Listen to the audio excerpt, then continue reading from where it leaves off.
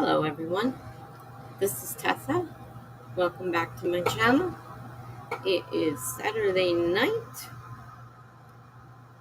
I can't keep track of time, I'll tell you. I have to keep track of what time it is, what time I'm supposed to be streaming since I have two different times. So, today is Saturday, so hi Greg, we're starting at 9 tonight. How are you?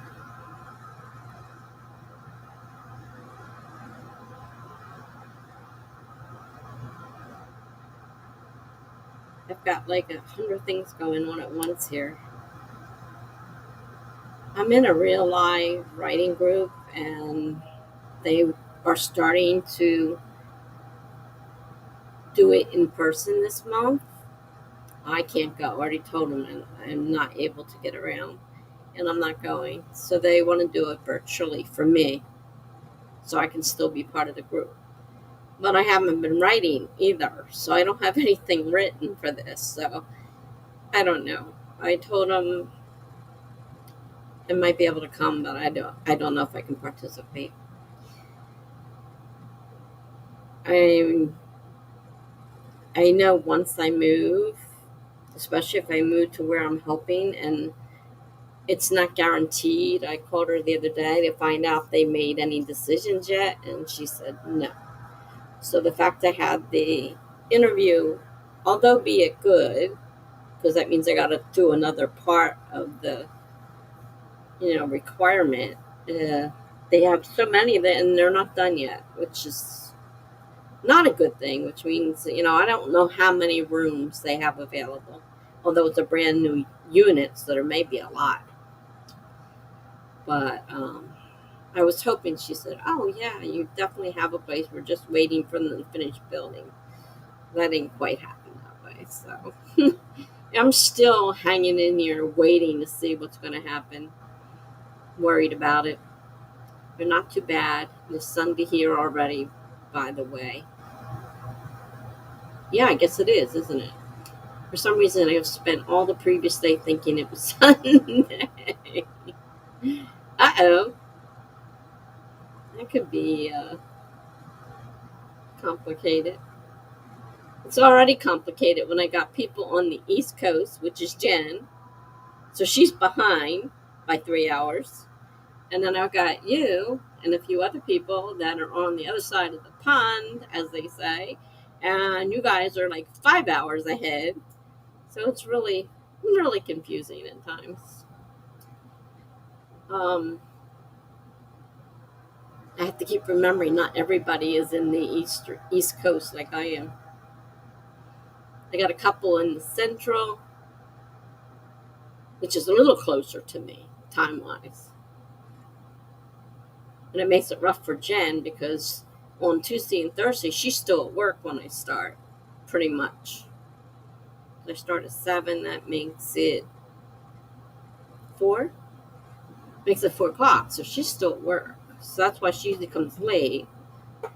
But if I make it any later, and I have to get up at 6 in the morning, I won't get any sleep.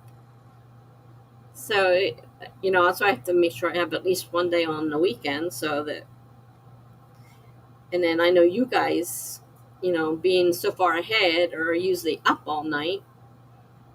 And there are some people that are up at night. And I used to be that way when I didn't have to get up at 6 o'clock in the morning. But now that I have to get up at 6 o'clock in the morning, I can't be doing streams, late at night. It makes it rough. Trying to accommodate everybody. I mean, it's impossible with all the time zones there are in this world. So, I was working on the thumbnail for Jen's stream on the September 18th. That's Saturday night. We're doing Jen's birthday. So I did a special template for that and I scheduled it already, so it's up. So we got that coming up.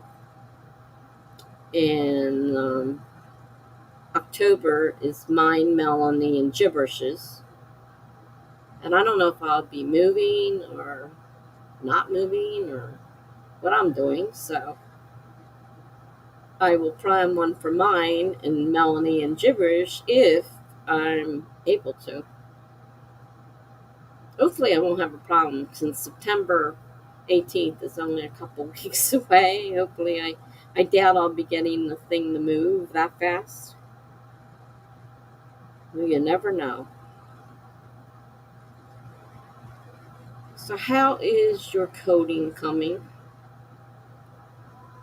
I've been slowly writing, but I haven't done much of anything. I slept again today.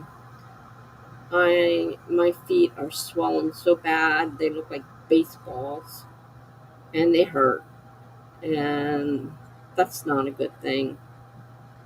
But I don't want to go back to the hospital just to be told, well, we can't find anything.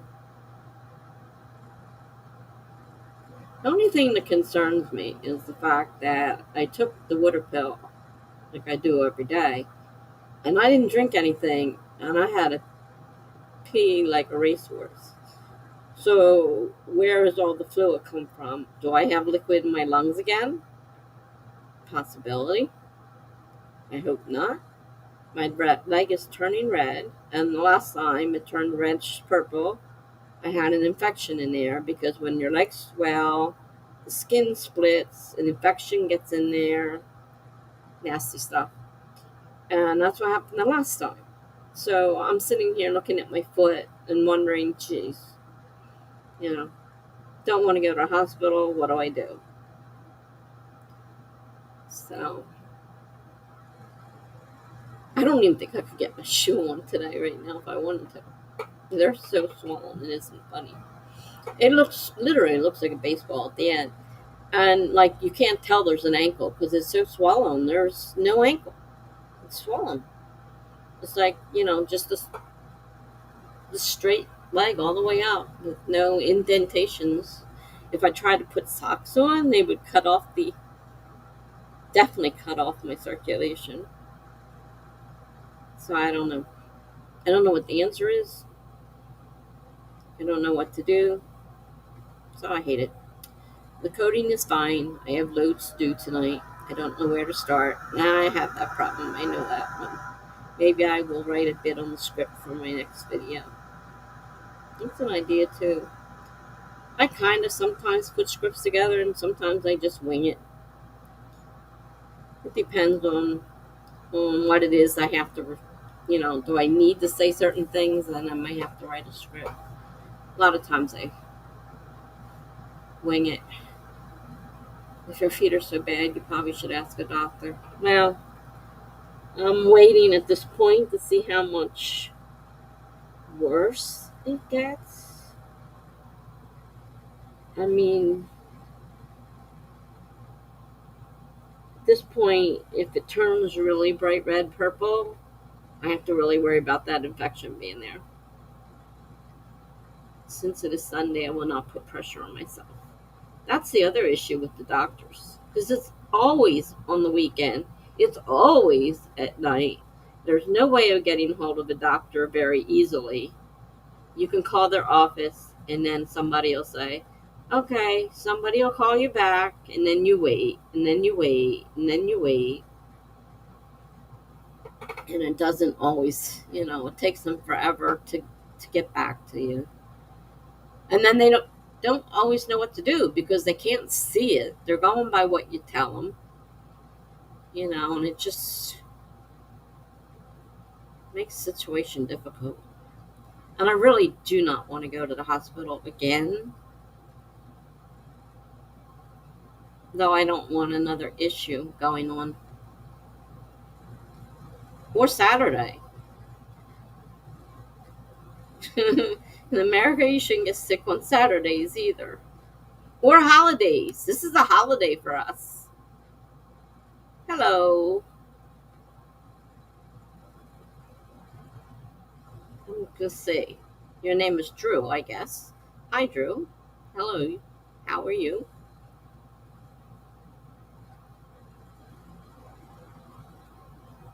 We're just getting. Boy, my mouth sounds funny. I don't know why that That just sounded weird to me.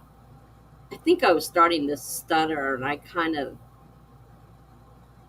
the S kind of an sh instead of an s came out. I don't know. We were just discussing the fact that I'm having swollen leg problems there before the first sprint. So, are you a writer?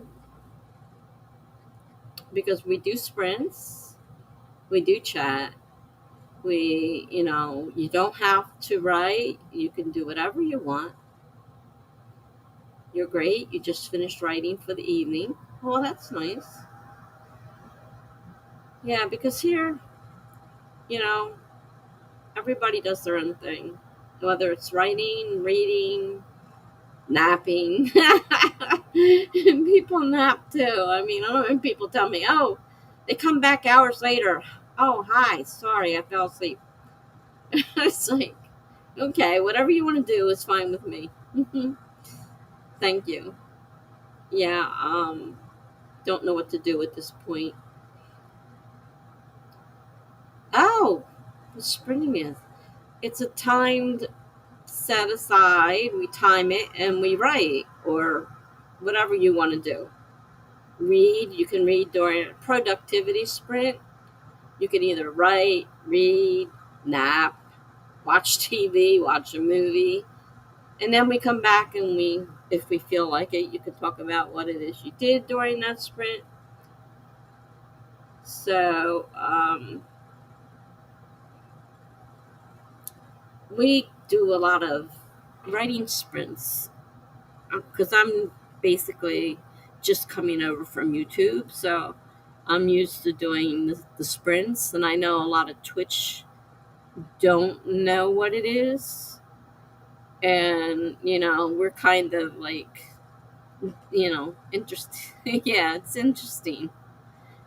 Really, it's a lot of people. I mean, a lot of people like the fact that it's timed, and if they feel like if you're the kind of person especially needs a goal, that my sprints are usually 25 minutes. I don't usually go with the smaller ones. I usually go for 25 minutes, and then write as or write whatever it is you want to do during that sprint, and then we come back and then we talk about what we did. And some people like the community aspect of it, the fact of being able to talk to other writers. And I have actually one girl in here who's not a writer. She comes on here because she likes being with us. So she reads, but she likes being in the groups, which is fine with me. What type of stuff do I write? Well, I'm mainly a blogger. Hi, Jen. I posted the announcement for the 18th, so it's up now. I'm a blogger, so I do blog posts, and in my blog, I do short stories and prompts. I wrote one book, which was a murder mystery, and I found that very difficult. Now I'm thinking about trying a few romances to see if that's a better genre for me, because murder mysteries are very difficult to write, as I found out. I lucked into the first one, but I don't think I can do another one. But I prefer the short stories, poems, occasionally. I like short stuff, but I use prompts. Um, I know some people can't use prompts, but I use them.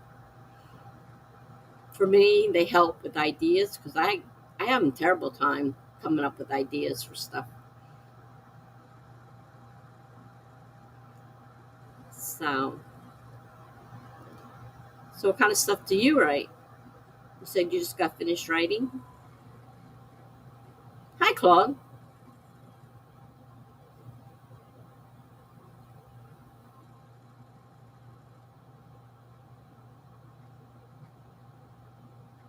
Hi, Laura.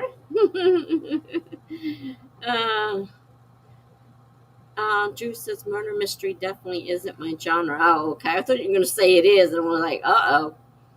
I'm currently writing a novella. That's basically what mine are. They're not usually more than, if I'm lucky, 50,000 words.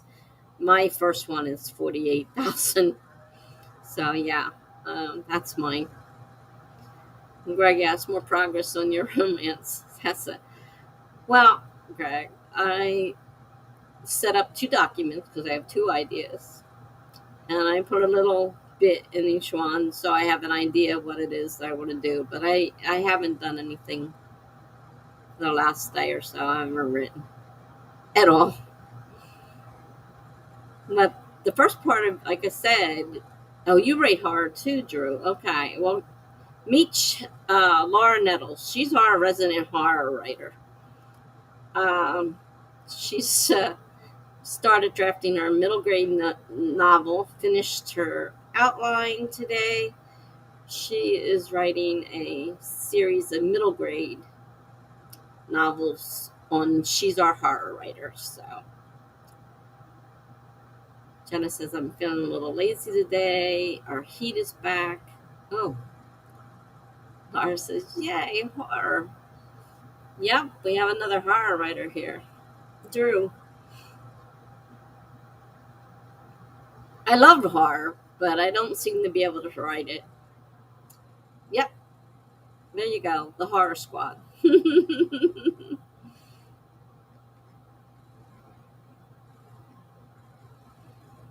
Laura scares us all.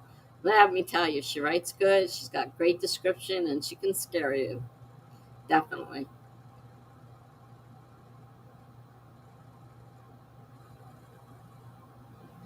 Just her description's enough to scare you without even, because, it doesn't leave a lot to your imagination, man. She just puts it right out there. Laura says, it's my pleasure to be scary in writing. Drew says, I also only write stories with queer main characters. That's not a problem. My friend Charlie Dorset is also the same. Um, so their characters are usually non-binary, they consider it, but it also will call them, I can't say himself, their self. Um, which is weird to read sometimes because I get confused when I'm reading and I'm like, why are they referring to themselves as their self? But I'm getting better with it. So, it's not as awkward at first. It's like, what? So now I understand. I understand. So that's not a problem. I think most of Charlie's are too. Charlie Dorset. He's another one. She. I get that confused all the time. They. Laura needs to give Roy a bath tomorrow. He went romping in the dirt at the dog park this morning. Oh, lovely. Sounds like fun. Nothing like being a dog owner and having to clean up a puppy who likes dirt. I'm actually a role player, so at the moment the novella I'm writing is my first. Okay. Well, good luck on your first one.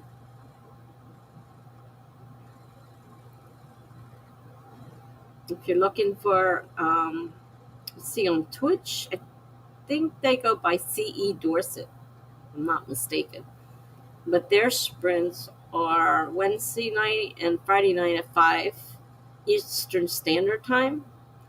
And they're definitely, their pronouns are they and she, so I'm getting used to this pronoun thing. Because somebody asked me my pronouns the other day. I'm like, pronouns?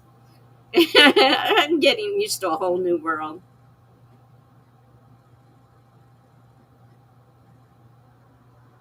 Jenna wants to know if he likes baths.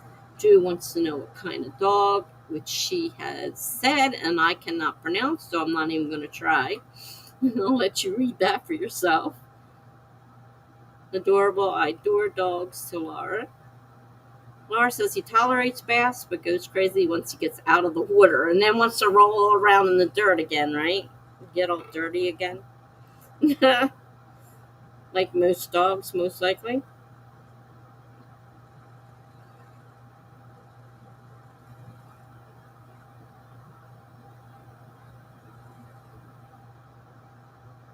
Drew says, "Well, I think it's great you're so open minded."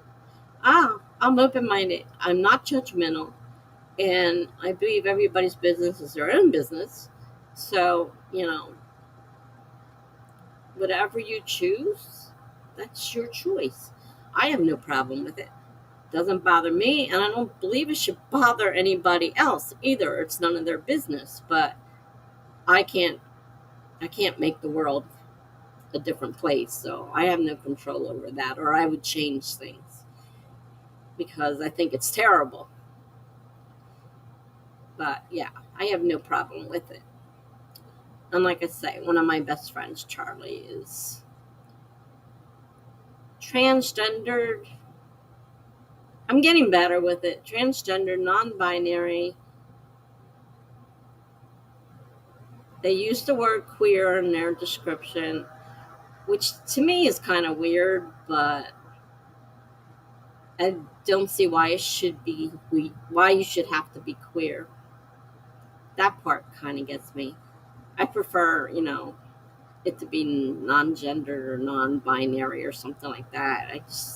I do, wish that, queer wasn't used, but they're very open about it, and you're obviously open about it, so that's fine.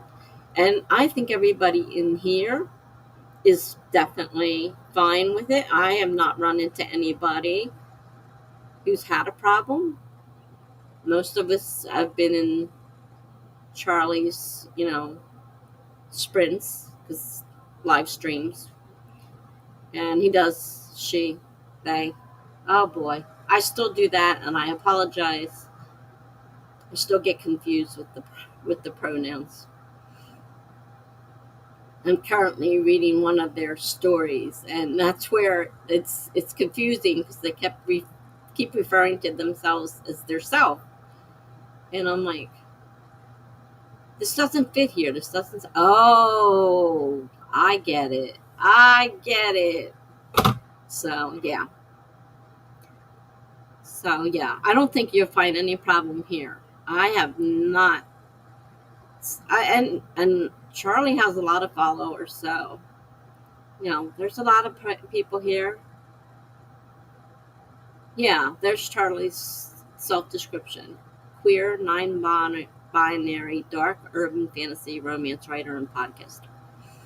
That's what I said though. I don't like that they should have to refer to themselves as queer. But I understand why, because it was considered queer a long time ago. It just kind of stuck. And Drew says, I think writers are more open minded people, to be honest. Yeah, I think everybody I've met has been. I haven't run into anybody that has a problem with it. And if you do, then go somewhere else. You don't have to you don't have to be here if you don't want to. Nobody's forcing you, but we're open to all here. So everyone should feel, oh, well, thank you for following me. And it was nice to meet you. Have a great day, night. I'm not too sure where you're at. It's nighttime here, but have a great day or weekend. We're having a holiday weekend this weekend, so we had a long weekend. So maybe you'll come back sometime.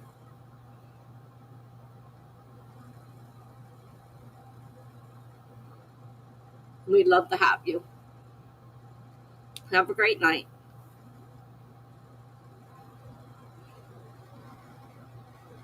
Oops, I didn't put my other chat on, so I can only see so far back. Towel. Oh yeah, roll on everything and run from the towel. Yep. Gotcha.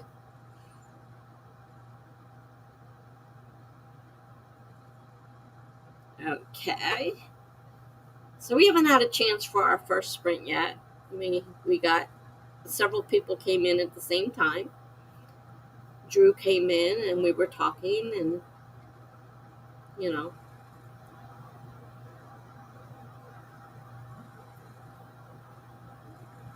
So we should probably start a sprint. I don't know how many's writing, if anybody. Oh, you're ready to write on your first chapter. Okay. Well, great. We'll get a sprint going then. And I gotta finish the story I started. And now my real life group is coming down on me for next Wednesday night to show up for a meeting. I said, I can't, I'm not walking. And they said, well, we can do it virtual. And I'm like, I don't really have too much written either. Paul says I won't be writing, but I'll outline and brainstorm. That's all part of the process. No problem there. All right, let's get the first timer going. 25 minutes starting in 5, 4, 3, 2, 1, go. I'll put the timer up in a minute. I'm trying to make sure. No, I'm not. The Twitch isn't up. Hold on. I've got some game on here, and I'm pretty sure it's not mine. Yep. All right. Now let me put the timer up.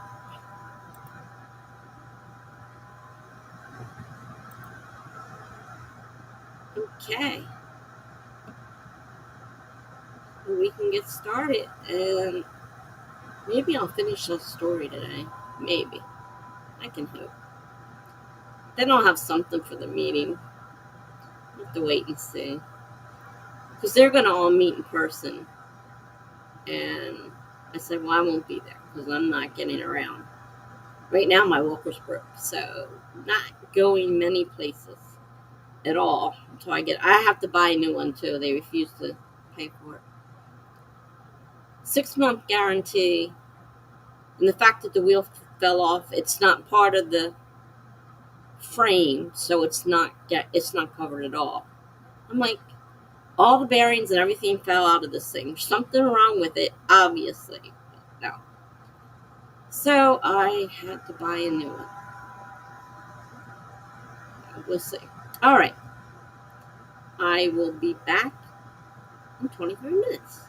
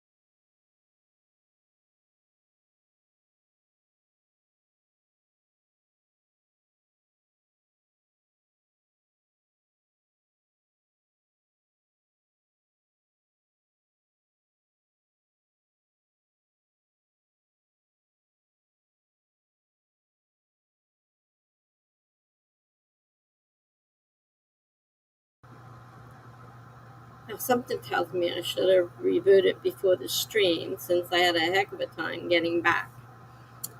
Everything was locked up and not responding. So, Megan arrived. Hello, Megan. And Laura has left us a little clip. The air stilled when the woman with red hair stepped out of the moving van in the driveway of the empty house on Nightmare Lane. Men in company uniforms were bringing its contents into the house, sweat dripping from their foreheads from the August sun. They were not hauling boxes of the usual things like books and plates and grandmother's silverware. No, it was huge lights, beds, and plants. Lots of plants. Mm, very nice. I started putting together the next prompt piece, which is a combination of 3 prompts. So, Laura says I'm having so much fun. That's good. That's the whole idea of fun. If it wasn't fun, it wouldn't be any good. You did such a great job. Like I said, your descriptions alone are enough to scare somebody.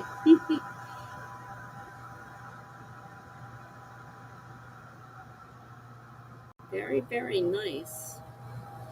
Megan is working on character worksheets so that I can add depth to my characters. Yeah, I always have trouble with those darn worksheets. Really. I never know what to put. uh, I, I, I don't see where most of the info on there helps me. And so it's kind of like a waste of time. Um, but I know some people swear by them. Jenna says, I love that, Laura. Jenna says, I alternate chapters, Claude. It works both ways, but I just find it more clear with chapters. Oh, I missed something, sorry.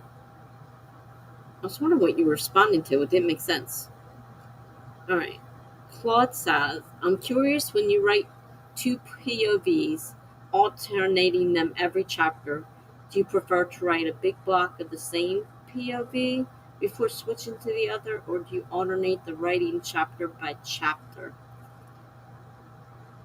Jenna says, I alternate chapters, Claude. It works both ways, but I just find it more clear with chapters. Yeah, that's what I was doing. I was switching every chapter, and I ended up with 60 some chapters, and the editor's like, no, you have way too many chapters. Most people look at 60 some chapters and say, whoa. So, she advised me to do it a different way, but it would probably be different depending on what you're writing. You know, she actually had me change mine to days since it was, all within, so much of it was in the same day, and then we switched to another day, and they're still alternating. And so she had me switch it to days as chapters instead of having 60 some chapters. They ended up with like 8 or 9 chapters. So yeah, that that kind of made sense. Um, Laura says, awesome, Megan. I did one this morning for my main character. It's helping. Paul says, yes, I meant in the book it will alternate by chapter to the reader. But in writing, do you do, let's say, 3 chapters in a row for the same POV, or do you write switching too? When I was doing mine, as I was writing, I was switching. And I had more than 2 POVs, so it was even more complicated. And I ended up, when I switched the chapters to actually being by day, then I had the POVs just split back and forth, with their names, so you know which one was talking. But it obviously there's a lot of ways of doing things. Megan says, I'm mostly just writing out everything I know about my character. Just discovered Judith is friendly, but guarded. So she only has one good friend she trusts with her bad times, but lots of friendly acquaintances. Interesting. Paul says, I'm not clear, sorry.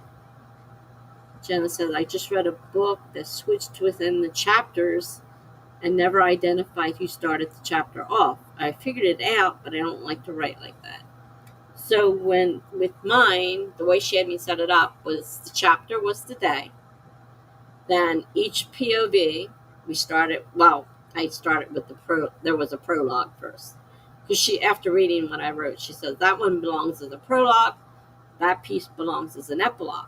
So the stuff in between got divided into chapters, but they were divided by days because they all happened in a 1 week time frame. So I could do it that way.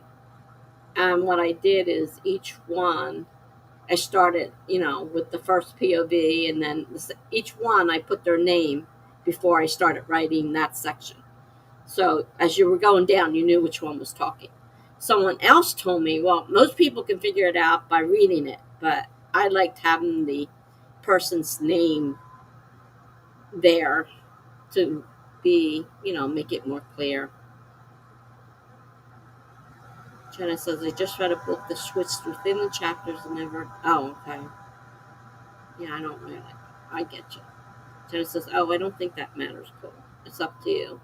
And I think it's up to the individual book, too.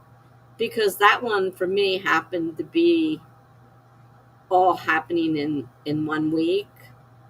And I ended up with, like I said, 60-some chapters. And she's like, most people are going to look at 60-some chapters and say, oh, my God. So we switched it around. And I just developed, put a person's name who was actually speaking, which I had broken each piece up by the person's name, the day, and the time of day. So none of that is in there now. And I'm not sure whether or not this is going to be what I was looking for. But that's where that stands right now. It's just still working on it. Well, it says, thanks for the answers. I usually like to write chronologically, but I'm too much in the mood for that one, POV, and I can't stop writing those scenes, so I keep going. Yeah, I basically do mine chronologically. So each one, as I went along, I named it whichever person was speaking. Because I don't like making people guess. I had somebody tell me that. Oh, they'll figure it out. No, I don't think that's a good way of doing it. But I guess it's all up to the person themselves, so you just have to make a choice, and whatever works best for you, go ahead. Jen says she just goes with whatever character is in her head.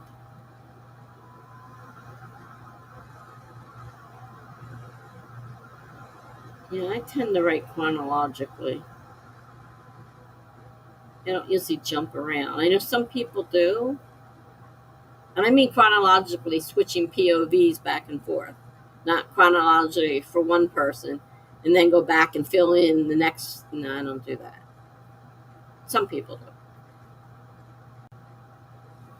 It's an individual thing, like she said. You just have to decide what works the best for you.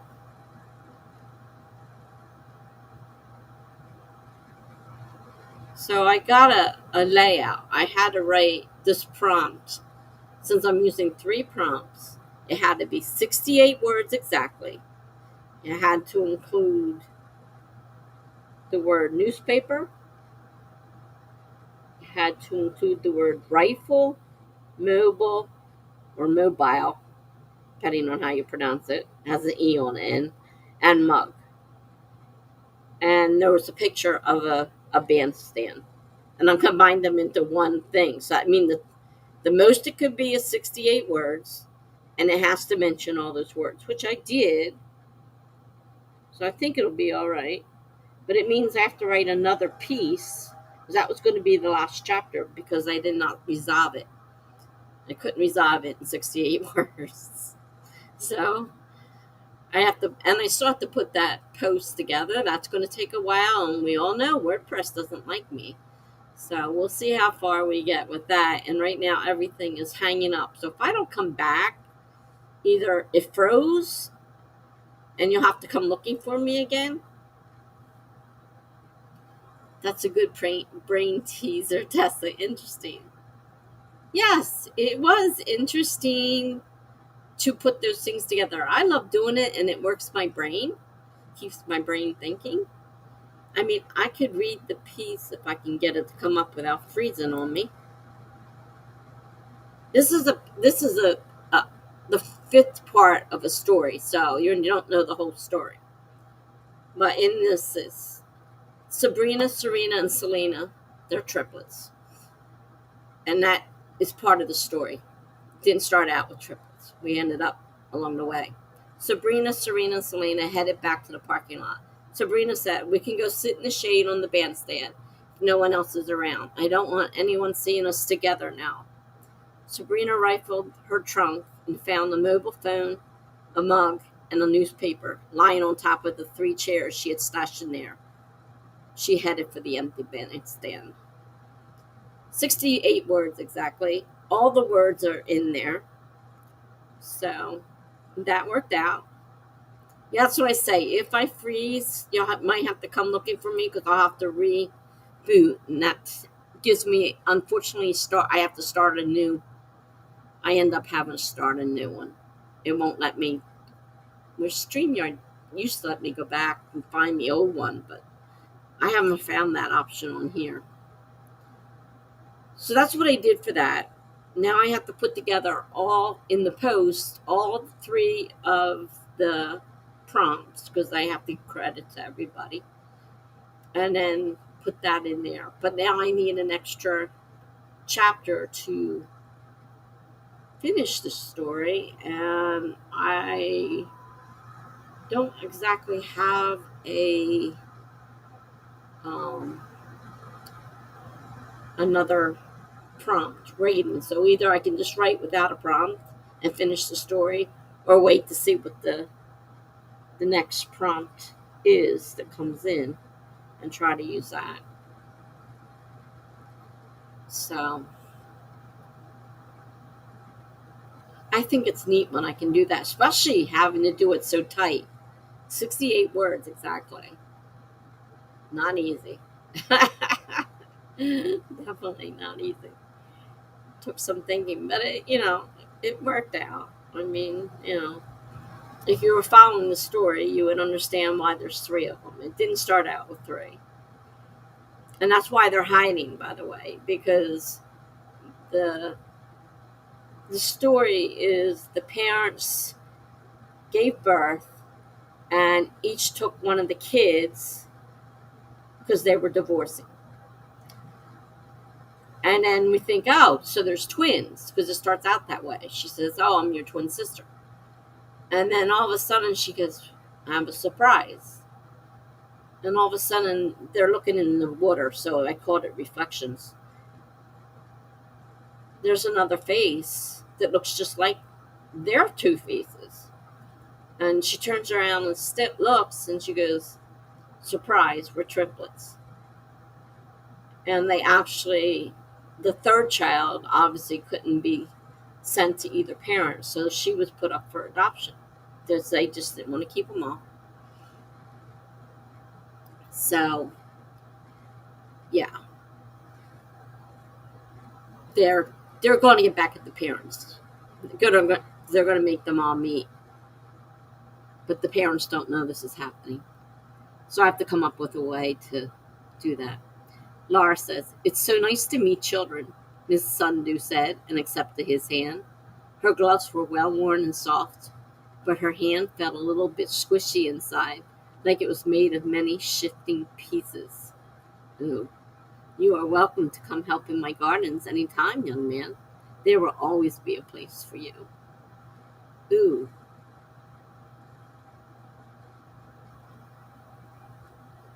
Yucky. Oh.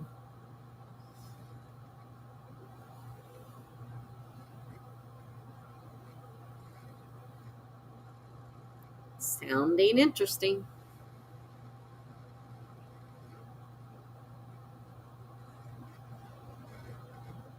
I think I missed some, but I like it. I don't, there were two pieces that I saw. If there was another one, I missed it too. But I don't know if she's reading the whole thing or just bits and pieces.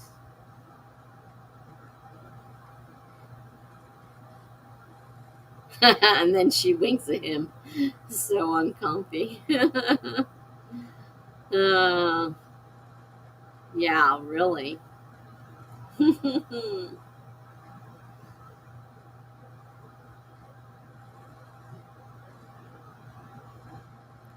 Definitely scary.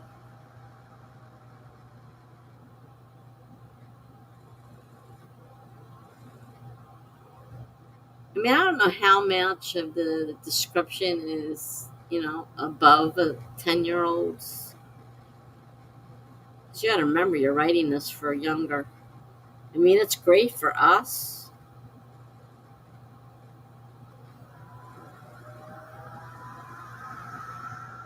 But would a child think that it was squishy and made of many shifting pieces? I'm not sure.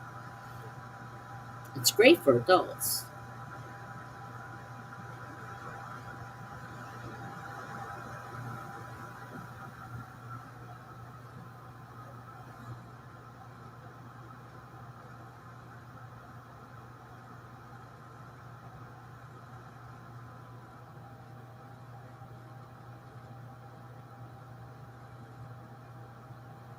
So, do we have anybody else that has?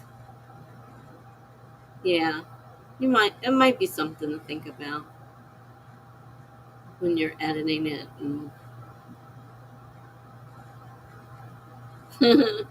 Paul says I get by. It was a guy de Maupassant. I'm not sure how to pronounce that. With Lara's writing. I'm not sure who that is. So. uh,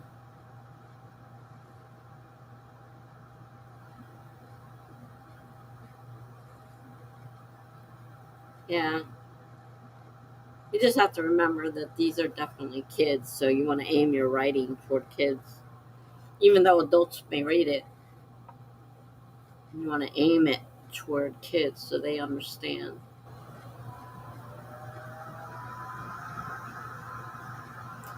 But I don't know what 10-year-olds know or don't know, to tell you the truth. So I don't know. Paul said it's an 1850 French horror writer. Very good. Well, there you go. That's quite a great compliment, Laura.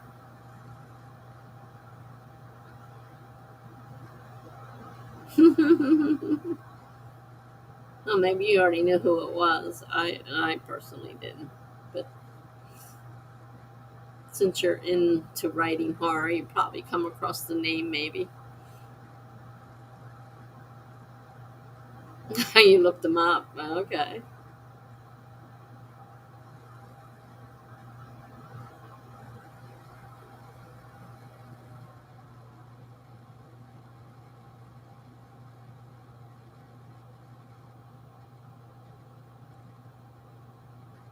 Yeah, well, hopefully I won't get pushed off of this, but like I said, I had a hard time last time, so I may end up having a reboot. I should have done it beforehand, but time got away from me, and I thought, no, I don't have that much open. I didn't do that much. I just rebooted it not too long ago. It should be fine.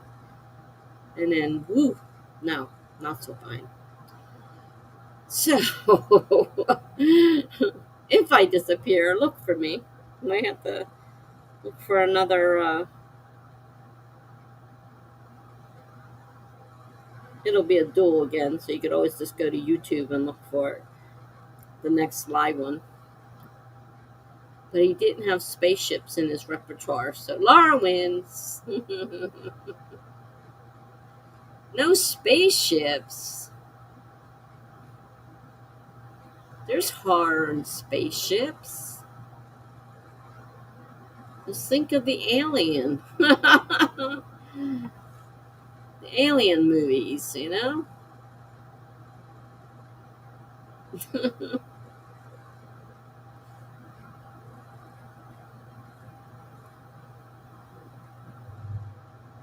I remember correctly, Laura's written a couple sci-fi type stories with horror in it, so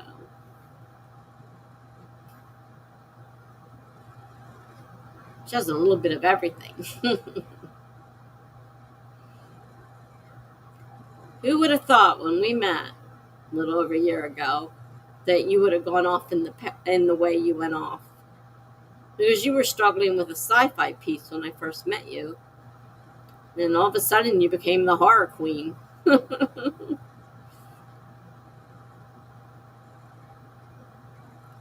That's why I'm trying to find my genre. I don't think murder mystery is it.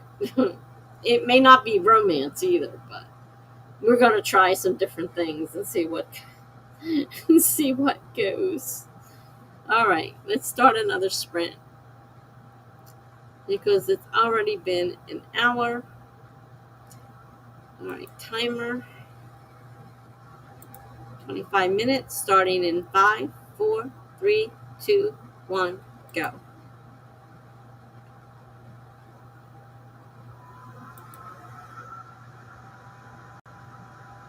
All right, we're started. I will see you in 25 minutes.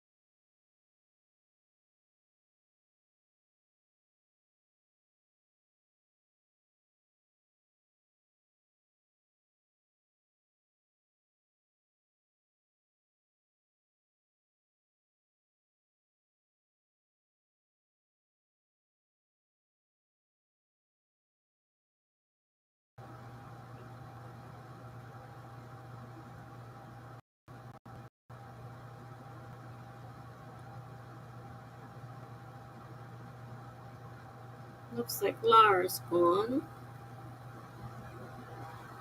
It's under 900 words, but oh well. Good night, everyone.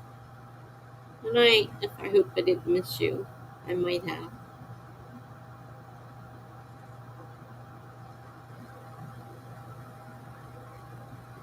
It's like Gibberish is here. Hi, Gibberish. Oh, you are still here. Okay. I saw your good night, so I was afraid I missed you. It took me a time. The timer stopped too, so I don't know if it's stopping for you guys or not. But everything on my computer is really bogging down big time. It's almost time to stop this timer. Yes. Good night, Laura. Thanks for stopping by.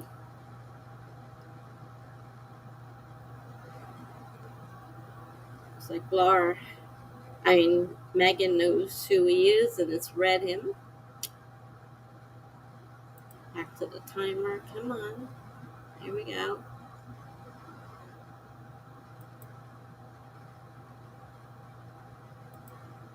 Read it. Back to the timer.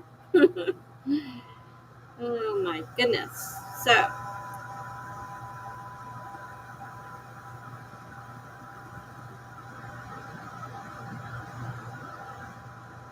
Gibber says, hi, just home from work and people are nasty. Yes, unfortunately, they are. I'm sorry you had a hard day. People are terrible.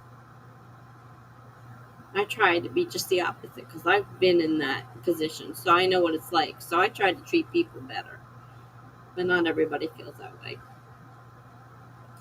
Megan loves that. D. Maupassant or whatever, if that's who you guys are talking about. He writes excellent short stories. I have one of his collections. Laura finished chapter 1. It's under 900 words, but oh well. You can always possibly lengthen it in editing, as you were saying. Okay. Claude says, yeah, Meg. To Megan, he's great. And he especially loves La Corla.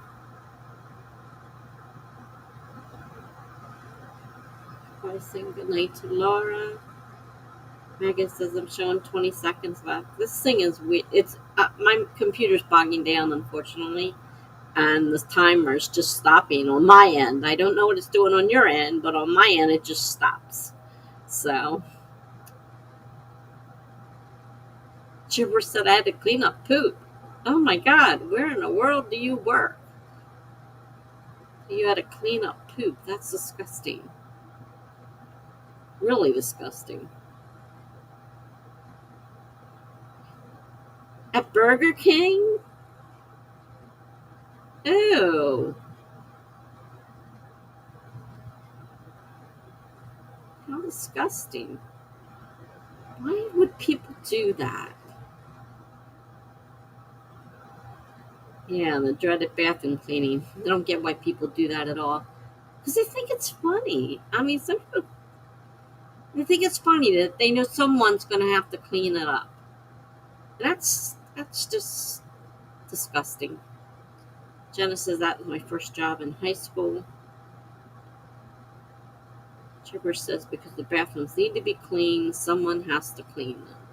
Yeah, that's it. They know someone has to clean them, and they think it's funny. They're probably sitting there laughing. Ha ha, somebody got to clean it up.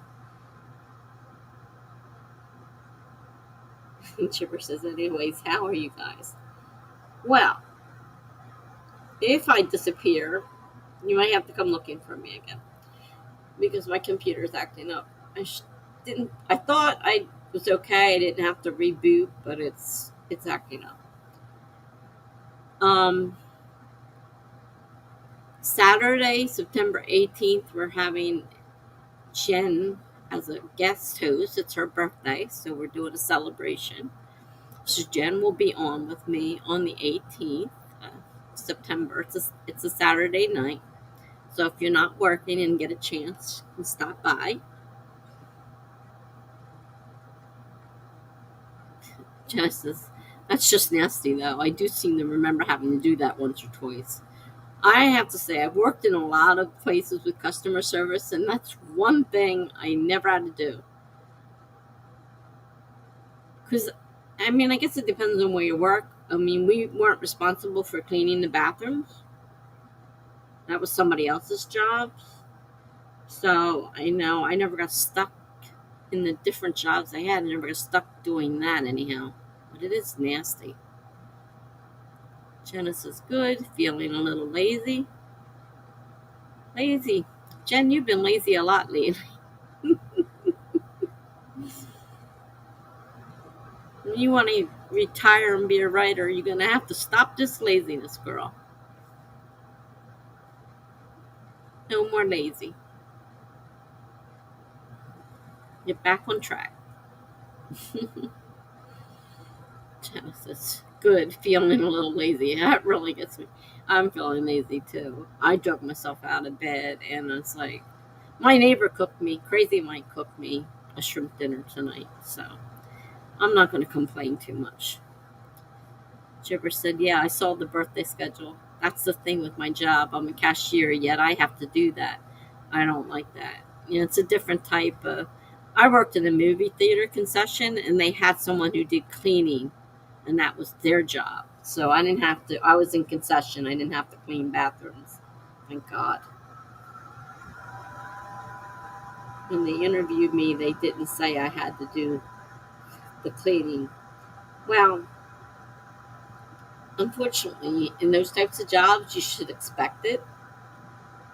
They're just little jobs. There's only a few employees, and somebody's going to get stuck doing the cleaning. And you have to clean up the cooking area. And I mean, you have to clean, period. And there's just not that many of you, unfortunately. It's a very small cast of characters. Somebody's going to get stuck. Yep, cashiers have to do that a lot at fast food. They do lots of little jobs. You do mostly everything. Megan said, I work concessions. We still had to clean. Oh, we had to clean the concession stand, but we didn't have to clean the bathrooms. Someone once pooped in the lobby. He was older and just couldn't hold it. Oh, jeez. We had to clean the concession stand, but we did not have to clean the bathroom. The people that had to go in between each movie and clean up, bathrooms were their job.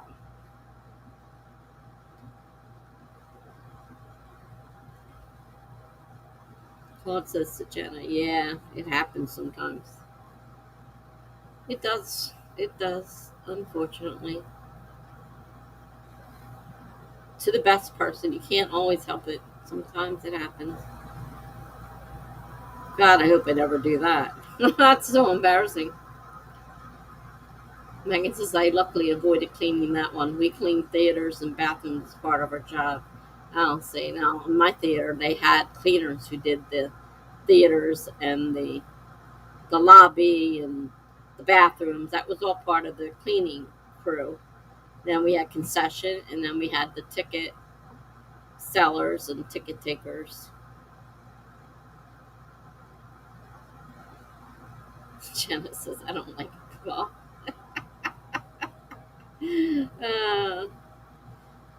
Be careful, Jenna. It just might happen to you sometime. Oh, jeez. One of my biggest fears is embarrassing myself like that. Definitely one of my biggest fears.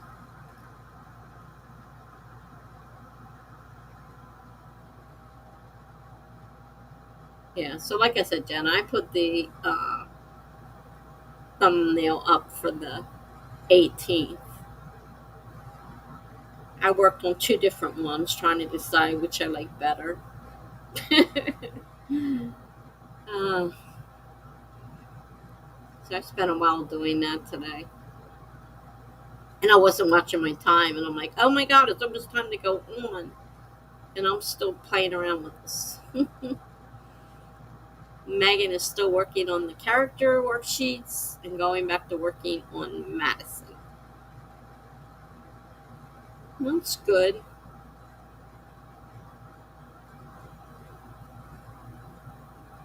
I'm just writing that short story. They want me to come to the in real life meeting they're having, and they're actually doing it in person this time at the library. I said, well, I won't be there because physically I'm not able to. And they said, well, you can still come virtually. We'll set it up virtually so you could still come. They would come in and, I would be virtual. I said, well, right now I'm having trouble writing too, so I'll have to wait and see.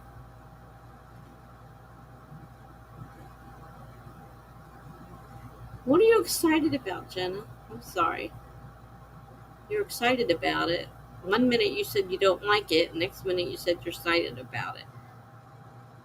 So what are you excited about? Oh, you're talking about the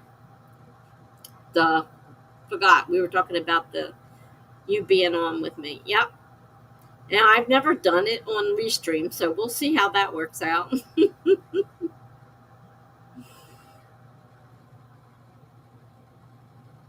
Claude says we're often programmed to perform every day, every time, and when we don't like it. It's not easy to let go and refuel the energy. I so understand how you feel.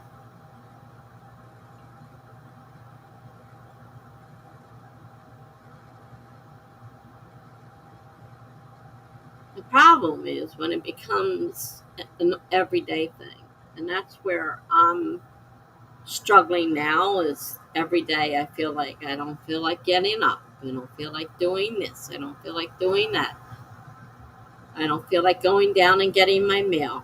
It's like I don't feel like doing anything. Jen says, I guess it was a long week at work. I'm entitled to a little rest.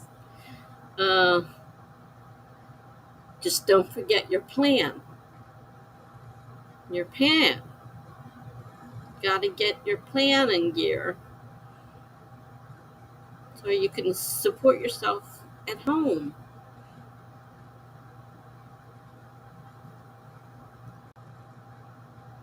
That's what I'm confused about. Everybody's saying 3-day weekend. It's not Labor Day yet.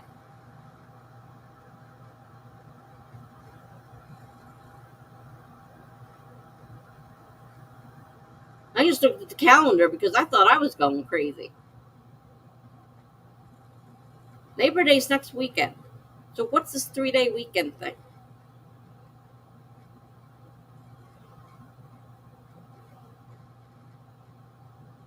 Oh, forget it. I'm on the wrong day. I didn't change the calendar. Sorry about that. I'm the idiot. Jeez. I'm like, how could I was on the wrong month? I am definitely, like I said, I'm not doing so well myself. In Canada, it's this Monday. Yeah, it's this Monday too. Dummy me look at the wrong. I'm still in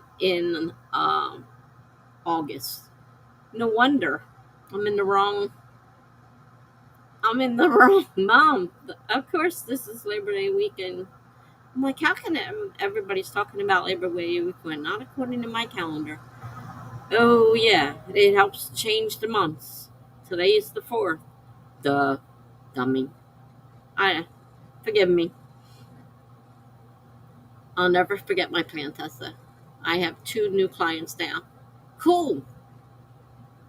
Great. Good job. So Gibber says, guys, so my sleeping schedule is officially at its worst. I literally pull all-nighters now. I sleep during the day. Are you working at the Burger King's not open that long? Well, you working somewhere else too?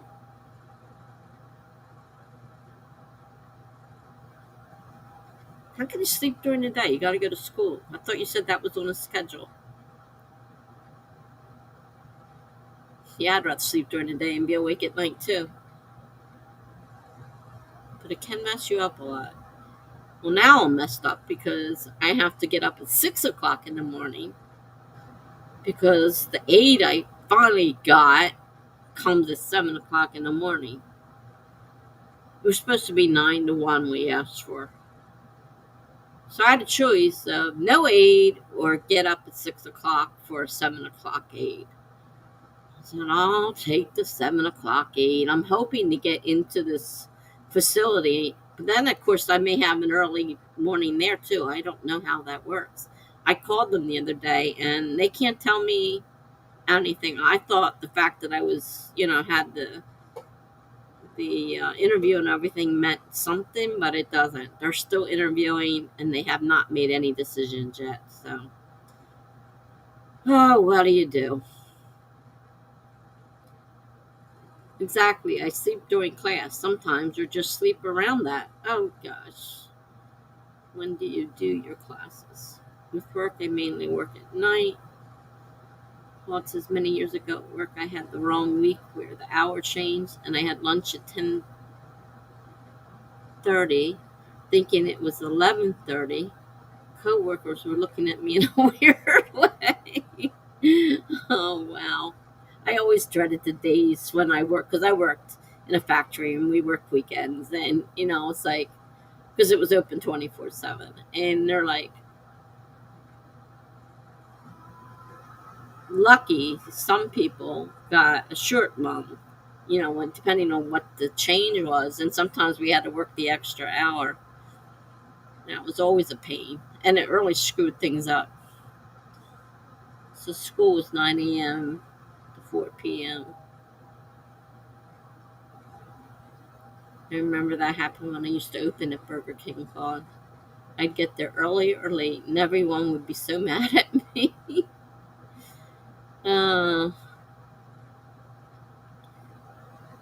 I'm rarely late to things, and I am so predictable that I had this one job. They always knew I was there at least 10 to 15 minutes early, always, because I had to deal with traffic and on a highway.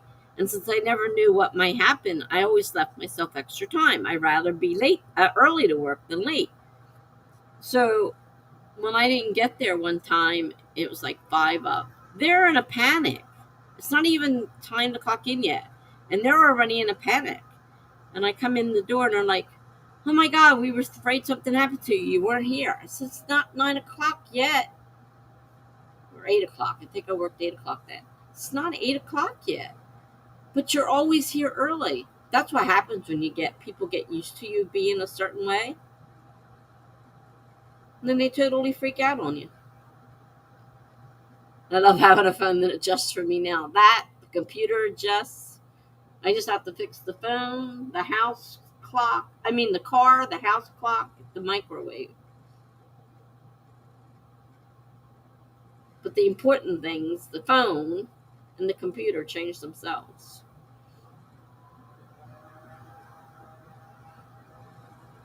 I remember when they first came out. I've had a cell phone for 20 some years, and they didn't change, and you had to change the time. It's like, oh man.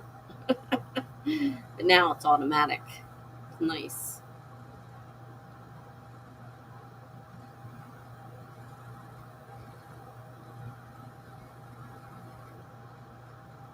The last time I went to Burger King, I used to love their burgers because I love the charbroiled burgers.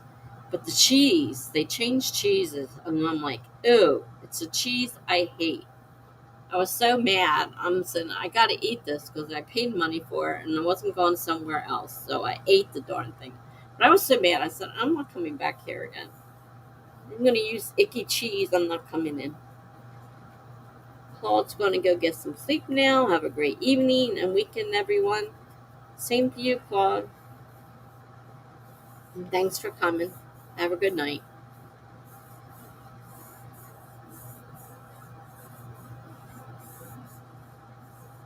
Well, I got that last post done, and I actually posted it to all three because it was three different prompts. So I had to post it on three different blogs. And now, because it's so short, I have to write an extra piece to end the story. I might be able to take that story and put it together as something I could read at the in-person writing group. Some days I hate the fact that I joined that thing.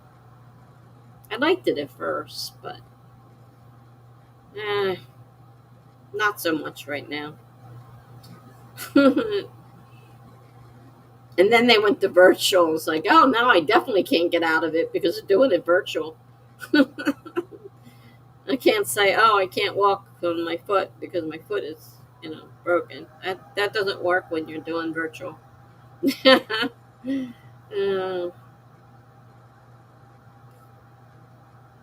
and I don't know what I'm going to be doing in October, Gibberish. I know you have a birthday the same time as mine and Melanie, and we might do a celebration if I haven't moved or I've already moved and I find I can stream depending on the situation. But I know you won't come on the screen. I'm not asking you to come on the screen, so don't get upset now. I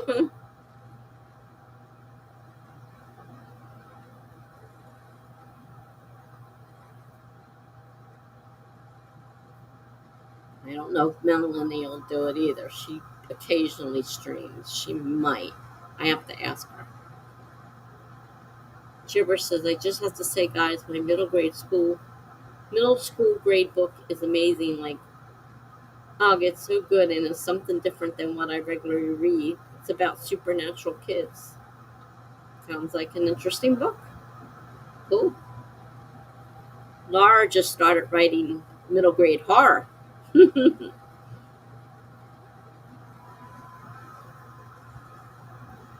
She's planning on doing a whole series. Yeah. I've read some middle grade that's really great. I don't care that I'm an adult. It's good. I love Goosebumps.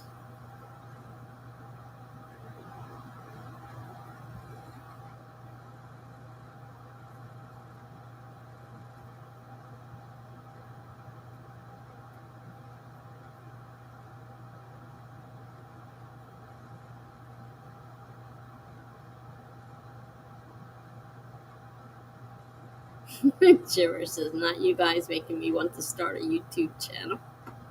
You can if you want. You're even welcome to come on if you want. But I'm no pressure there. I know you're kind of shy. And I don't know if you have the necessary equipment. Though even if you use your phone, you can still do it. It can be done on the phone. I've never done it on the phone, but it can be done on the phone.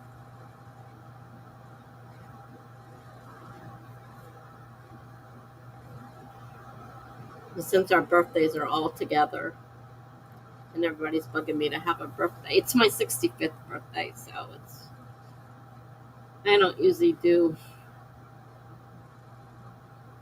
I don't usually do it, but I figure, well, it is my 65th, so if I'm not moving, since I have no idea now what's going on, and I don't know what Melanie thinks about the whole idea. It might just be a birthday thing to me, and a happy birthday to you guys. And I run it the way I normally do. Or Jen can join me that night if she wants to and celebrate my birthday with me.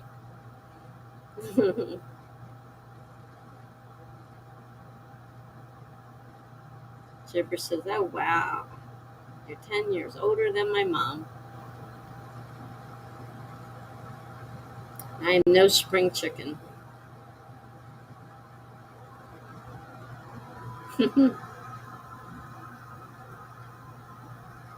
Though I'm surprised because you're young. Your mom must have had you at a pretty old age, much older age.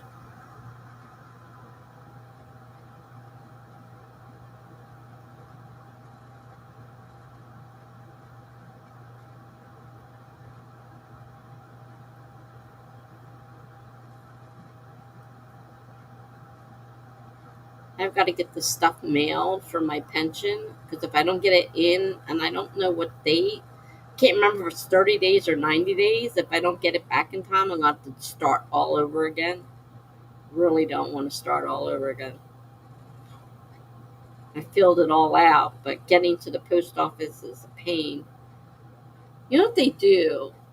People from businesses go in there with these big containers full of their mail, instead of having one person take care of them and leave the other window for the people coming in, like me, to just have a couple things to mail, they fill both windows up with people with huge baskets of mail that take forever to process. And we all have to stand there and wait. And it really makes me mad. Oh, okay. That explains the appearance as you late. Okay.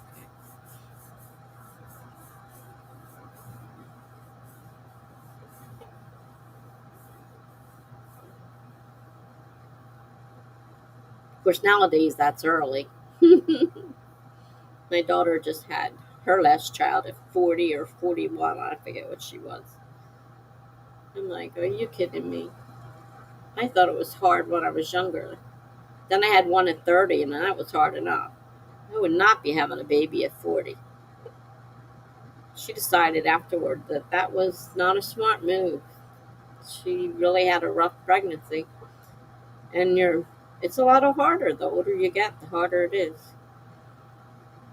But it's becoming more common. She says, "Well, my girlfriends are all having babies too." I'm like, I know. The age is shifting. People are getting careers and stuff, and then they're having babies later. But physically, it's a lot harder on your body at that age.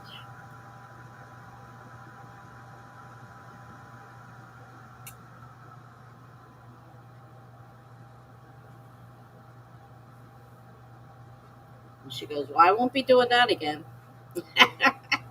I said, "I should hope not."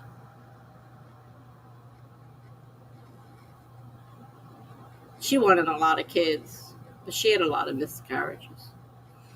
She went to a fertility clinic for this one, and the problem wasn't her, it was him, and they were able to fix it. So, Funky says, "I can't hear anything but hi."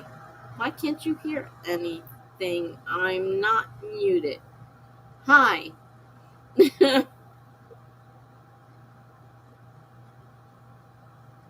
Yeah, why not? What Jen says. Wonder why. I'm not muted, obviously.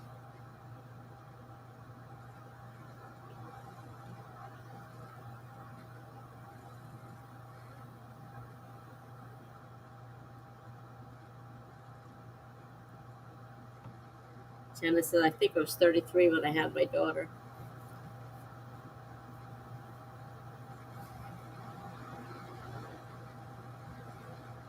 Oh, sorry, I'm sure that was confusing to Tessa. I don't have volume on because I'm sitting on the couch. Oh, gotcha.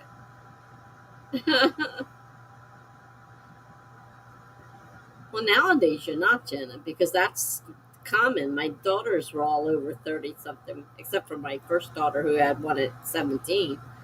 But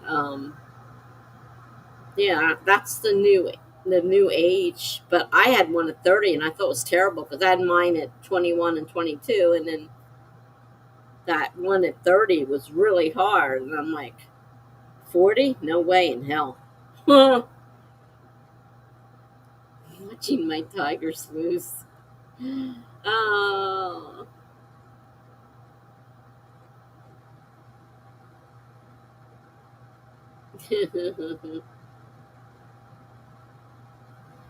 Though back then you probably were a lot considered old because, well, yeah, because my youngest child was born when I was 30, but he's 34 now, so.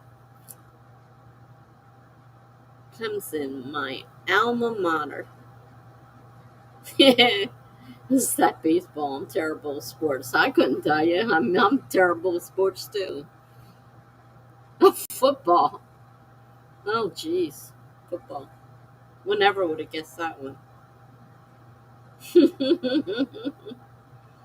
Mm. I don't even know the season anymore. So we're in football season? Yeah, I guess we are. It's beginning of the fall. Duh.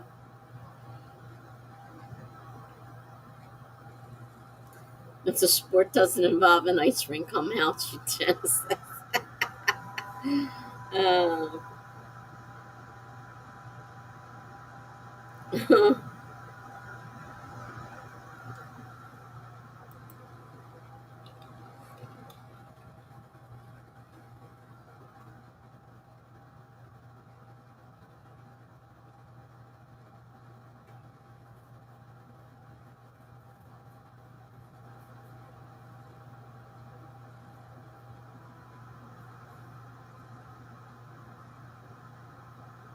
well, yes, but NHL hasn't started. Oh, National Hockey League. I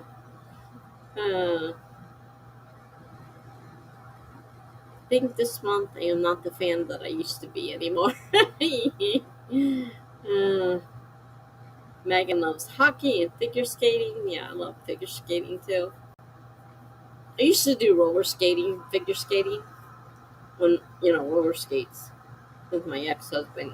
And I wasn't very good at it, but since he was strong enough, he was able to, like, my turns weren't exactly great, but he was able to hold me up because he was strong enough. So we used to do figure skating on roller skates. And I'm not very graceful. But I love to watch figure skating. I think it's great. Hockey, I don't. Yeah. Monkey says preseason starts next month. Me too, Megan. The skating is so pretty. And their outfits. I love their outfits.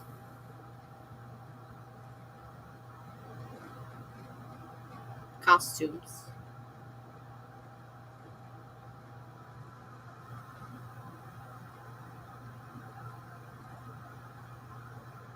I could roller skate, but ice skating, not so great. Jenna doesn't like some of the trades I've seen, but what can you do? Maybe it will work out. Yeah, I don't even know who's on my team anymore because I haven't watched it in a while. Also, the checks into the wall are pretty. Oh, good grief.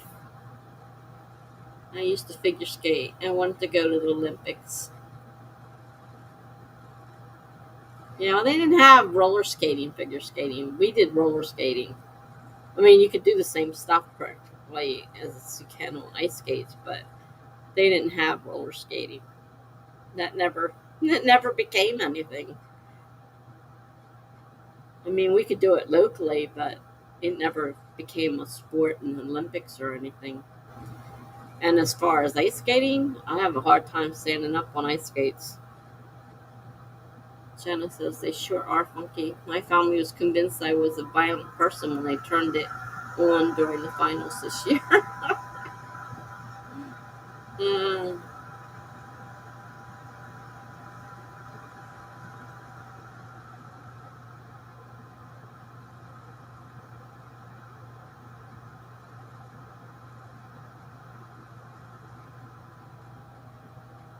I am with my people. Uh,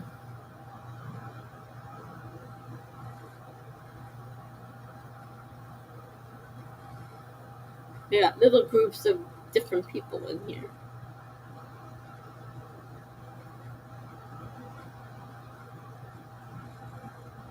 Funky says playoff hockey is the best. I doggone it, get off. Caught up on there. Like I said, I was a baseball person, but I haven't even watched that when the darn whatever that thing was called. I can't even remember what it's called now. Whenever the virus hit and everything stopped, I just stopped. I am addicted to it, but there's a lot of games and only so much time. The baseball games, they have them just about every night. It's like, geez, can't do anything else. Megan says, I think I'm going to head off to read or something. I'm not accomplishing much anymore. All right, Megan, thanks for coming. Have a great night.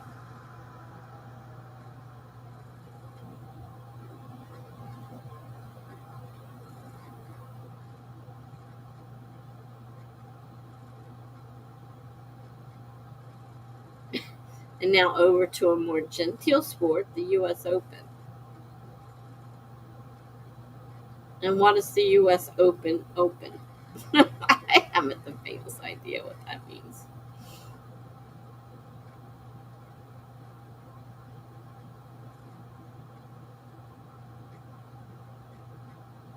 I don't know.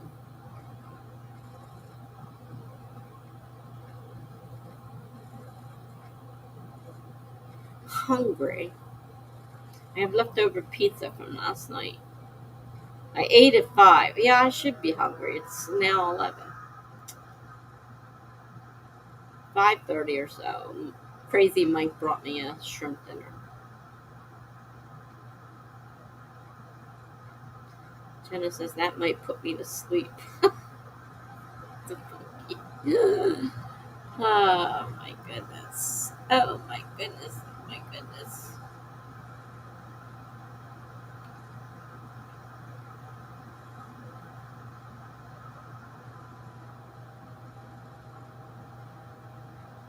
So we have Jenna, Gibberish, me, and Funky. Laura's gone. Megan just left.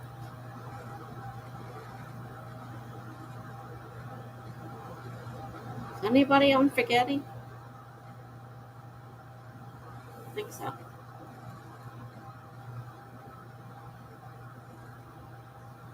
I have to come up with an ending for my story that I was writing for my blog.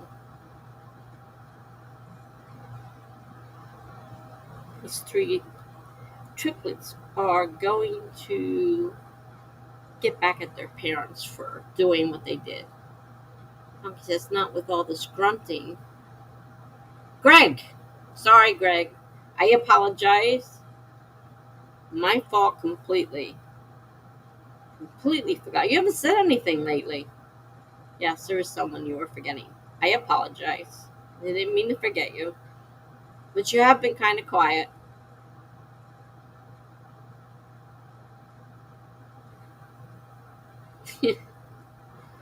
I didn't mean to forget you, Greg. I really didn't. Oh, there's probably somebody else out there I'm forgetting too. I'm not very good at keeping track of who's here and who's not here.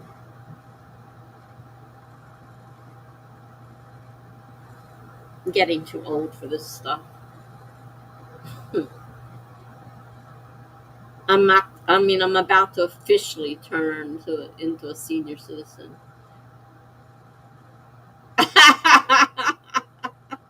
No need to apologize. You have my permission to forget you. Oh man.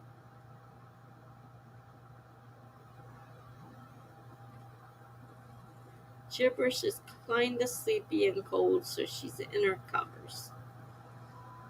Oh gee.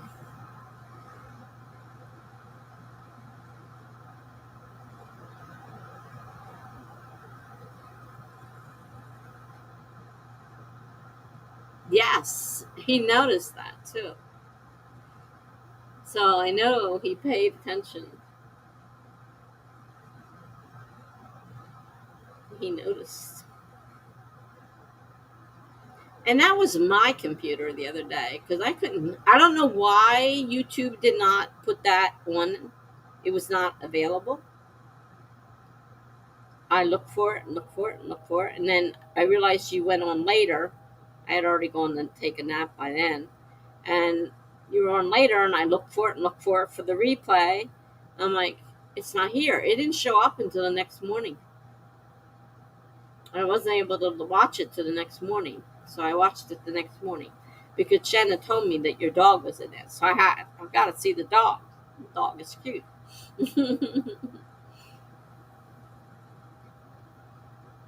So it finally came up, but then I couldn't. It was so screwed up, but it turned out it was my computer. I rebooted it, and when it came back, I could actually hear because it was doing this jumping and making noises and stopping and starting. I'm like, what the heck? That's what it was doing before. I'm like, you're on StreamYard. You're not even on Restream. Okay, be right back. Greg says, you know why I was quiet? I was busy rewriting a short story I wrote last year. That's cool, and you don't have to tell me why you were quiet, but that's a good reason.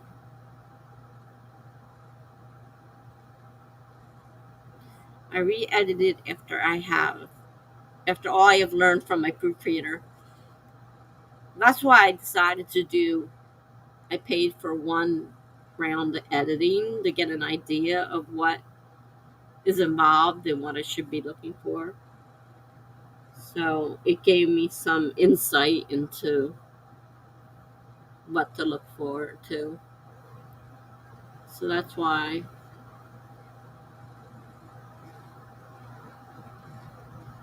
somebody told me who also listened to that video said they they were interested in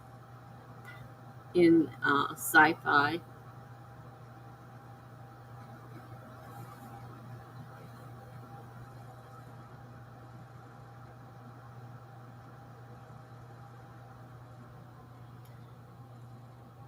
So Melanie's book's coming out. I don't know if it's the 7th or 9th. I'm no good with dates.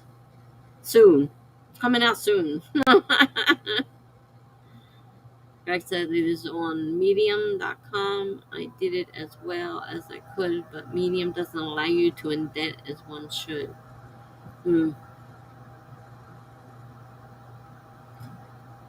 I have a problem indenting on my blog, so there's no indentations on my blog or double spacing because the blog doesn't allow that either.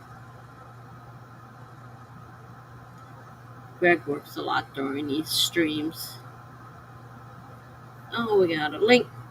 Oh, that's right. I read that one story. That's right. That was your story, Greg. The sort of romance. I said it's a romance, and you're like, it's a what? I said it's a romance story. Because you told me it was something else, and I read it. I said, no, that's romance. Is that the same story? I have to go to Twitch to get the link. Won't let. Oh, don't do this to me. Come back here.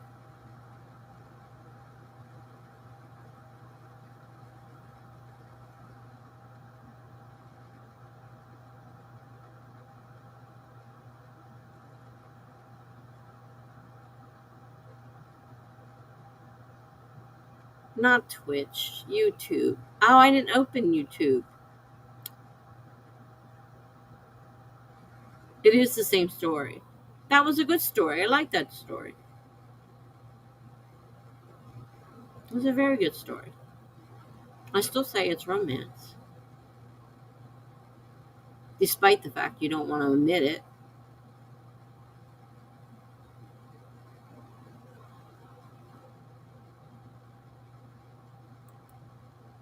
I have to open up mine YouTube in order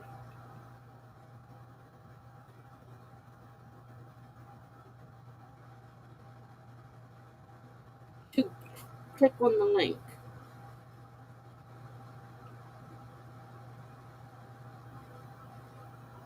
I now. Oh, I see that they already have the birthday thing up there.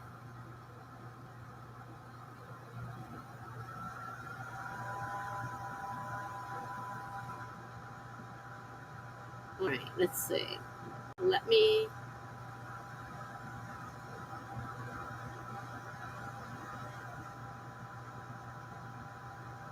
Where's the link? Oh, there it is.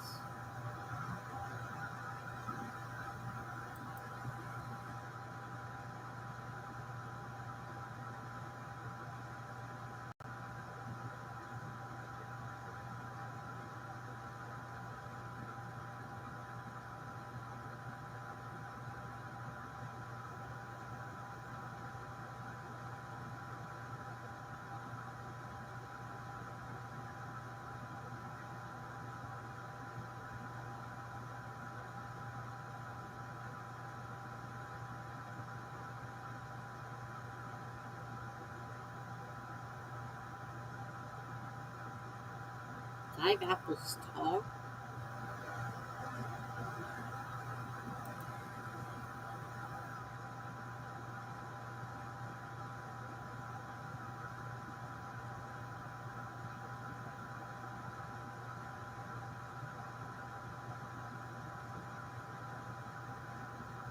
Not very tall.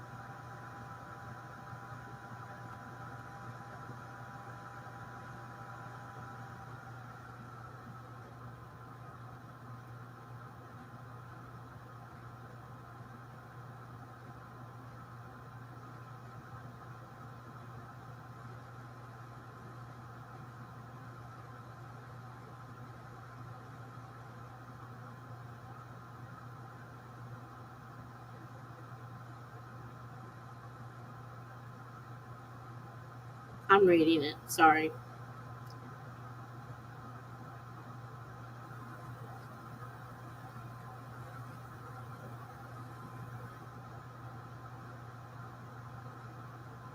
Jenna Smith.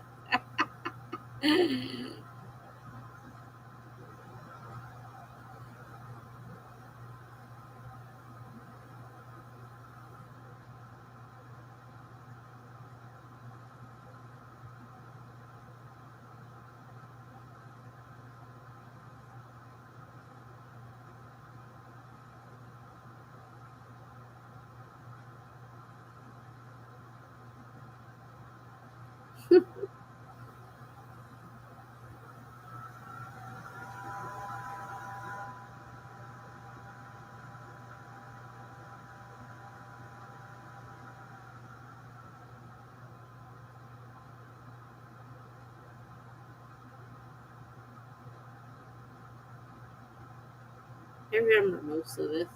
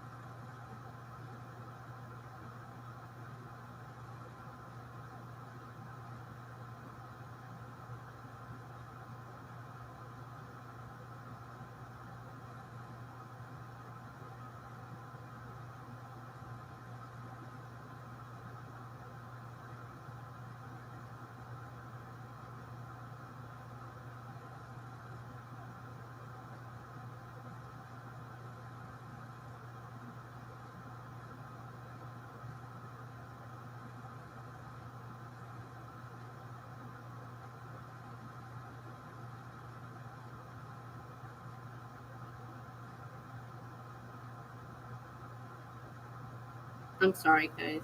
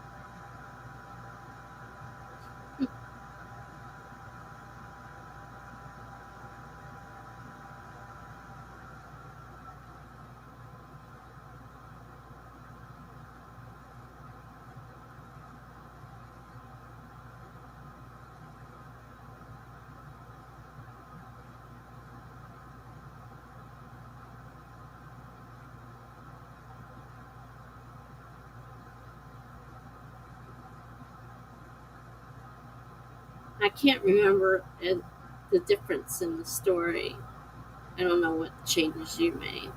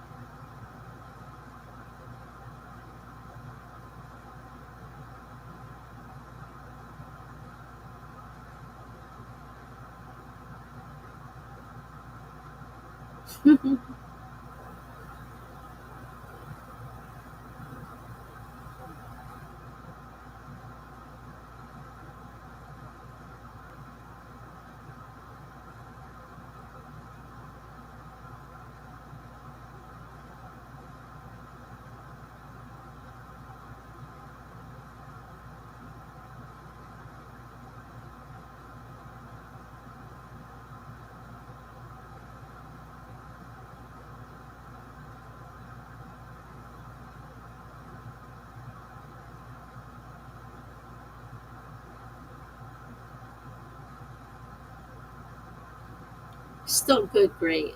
I think it's great.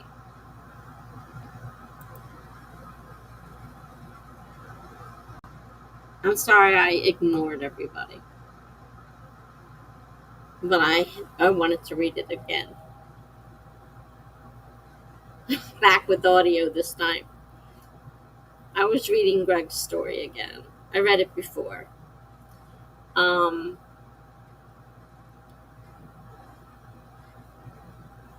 I like the story, and I think it's very good. I find it hard to believe that the person who wrote the sci-fi wrote that story, because it's a very, very good story.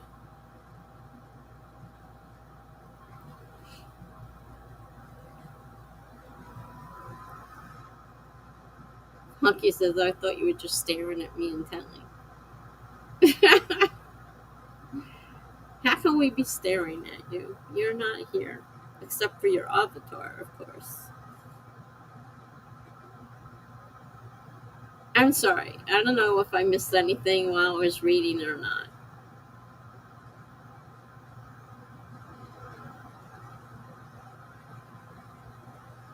Oh, good. You're happy to say it is romance. I just didn't think of it that way at the time. I read this a while ago, and I told him I thought it was a romance story. And he didn't seem to be too happy about that, obviously, that he would have written a romance story, but I think it's a romance story, and I love it. It's a great story. It has very, very good meanings in it, and everything, and I think it's great. I love it. It's still good. I read it again. Sorry, I know, but I got started and I had to finish. I couldn't stop. Shipper says, "Why is everyone so quiet? What happened?" Tessa's reading my story. See the link above. It's a very good story. I really, really enjoyed it. It is the same story, and it was hard for me to tell what, because I don't know what you edited, what you changed, but the story is good, and I enjoyed it just as much this time as I did the first time I wrote it. So yeah.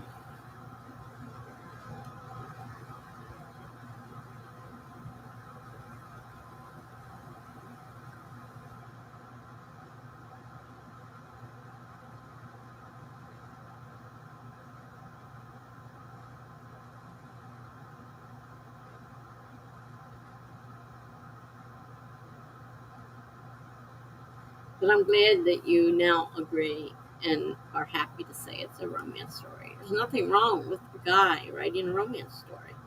Nothing wrong at all. Lots of men write romance stories.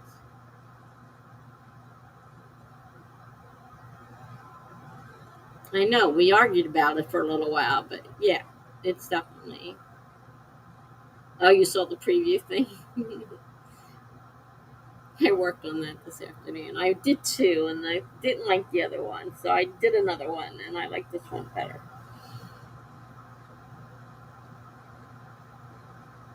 It looks a little bit more professional than the first one I did. I'm not great with design. I have a hard time, so I was looking for.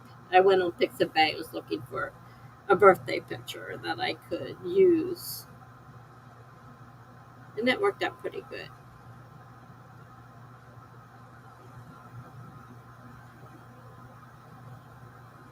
Funky says submit it somewhere, Greg. Jenna says I bookmarked the story.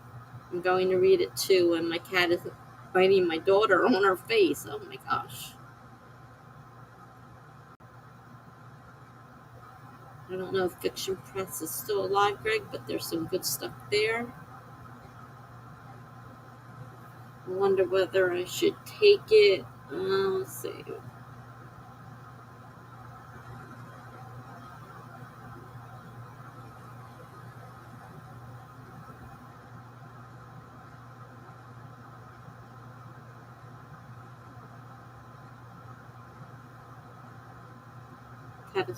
Tessa put up the cutest preview for the 18th. Thank you.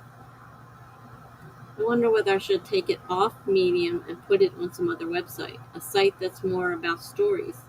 Medium is more for articles. Yeah, I never would think the local Medium for a story. You bookmarked the story, Greg. I'm going to read it too when my cat isn't biting my daughter on the face. Submit it somewhere, Greg? Ouch, bad cat.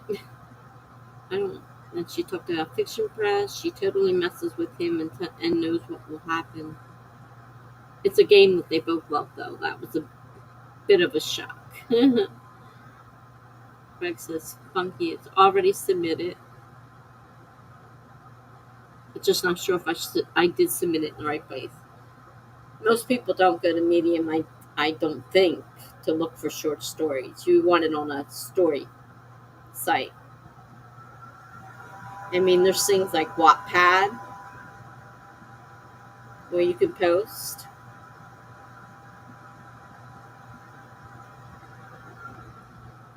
And Jenna says the same thing, Wattpad. Funky says, I know of sci-fi, horror, and fantasy anthologies. Are there romance anthologies? Surely. Yes, there is. As a matter of fact, I was featured in one. It's a great story, and it has a great Um, I can't think of the word I want. You know, like it tells a story. It has meaning to it. So I think I think it's very well written. Maybe you could either put it on Wattpad or maybe Jana can send you a couple of anthologies or something that you might be able to send it to. But it's a very good story. Yeah, he was thinking um, of an anthology or online site that pays. I mean, the anthologies, from the way Laura talks, don't pay a lot, but you get your work out there. Rex says, I have heard of Wattpad, never heard of Fiction Press. The site still exists. Don't know much about either, though. I've never used Wattpad. I've heard a few complaints about it, so I don't know. You might want to check into, like, reviews of Wattpad or whatever. Oh, I fell into my anthology. I have no idea how to search for them. Laura gets a lot of hers from, she goes on, like Discord, and they have a group and they share all the anthologies that they find for the horror. But hers are horror, of course. I don't know how you go about finding an anthology, but that would be great if, you wanted to try put it on an anthology, enter it in an anthology, see if you can get it, print it, accept it there. That would be good. Fiction Press was my jam back in the day and never earned anything money wise, but so many great readers were there. That's the thing with the anthologies. According to Laura, they don't pay a lot, but you get your name out there, you know, and you're published. It may not be your very own book, but you do get published, and your name is on there. And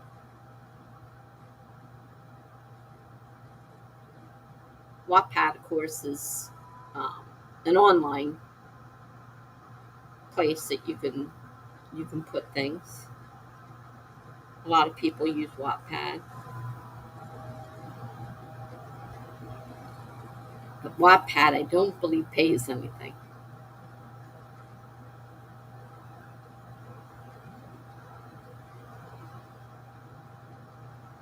If you could get it officially published as something you can put on a query. Yeah, exactly. I mean, what he's right now is sci-fi, so it's not exactly the same genre, but if you can get something published, it's still good.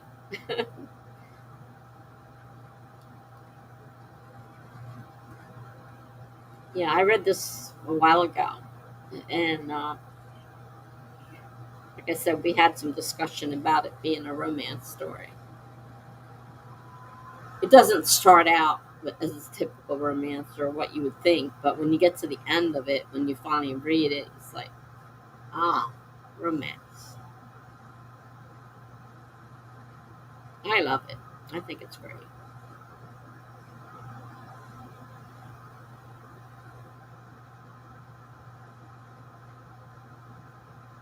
You might be able to do a search for anthologies. It's possible they show up on an online search. You guys are great at searching for things.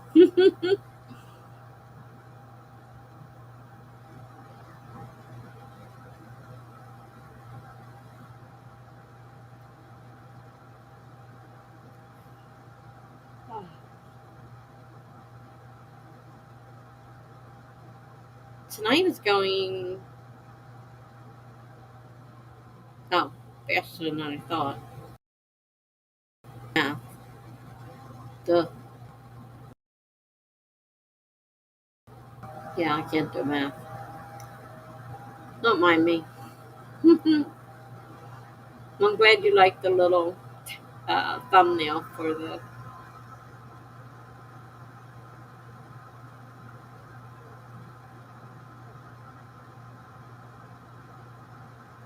We've had a few sprints. I've got a few things done. I unfortunately should have rebooted before I started the sprint because I've been having a problem, and I'm afraid that I'll end up.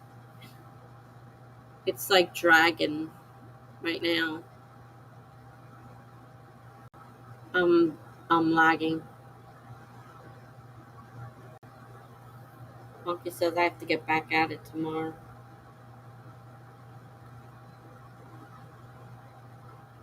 So I managed to get one post on WordPress, which is amazing feat.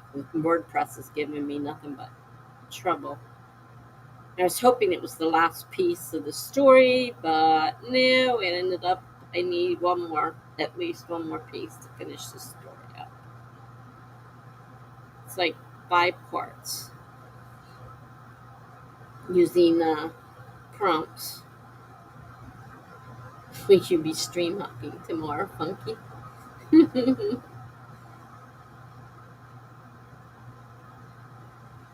Well, Nikki wants everybody to know that she's streaming at 8 o'clock Sunday night. If anybody is interested. She makes sure she mentioned that over and over on Charlie's stream. She mentioned it over here. She's going around everywhere and saying, I'm back, and I'm streaming, and annoying people is what she's doing. Now she'll probably pop in and have heard that. Oh well, my bad.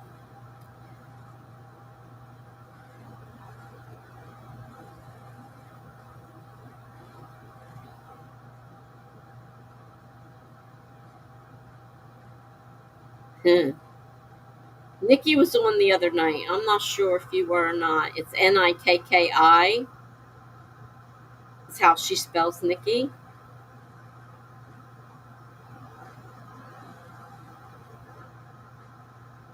Yeah, probably. I may crank up my own if I don't know the others.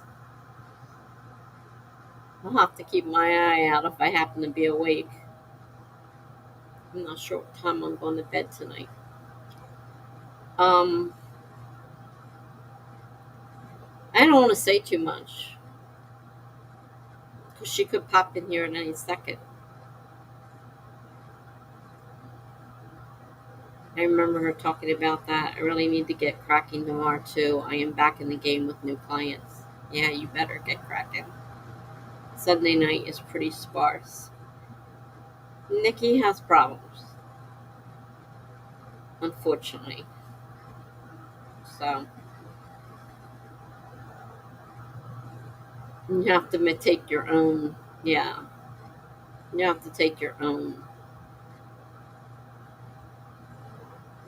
feelings on Nikki.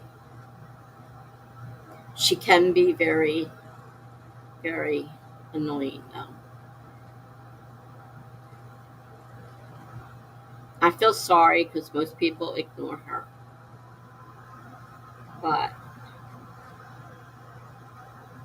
and she's got spina bifida, and she's got I don't know what other problems, and I know she's got problems, so it's really hard to say.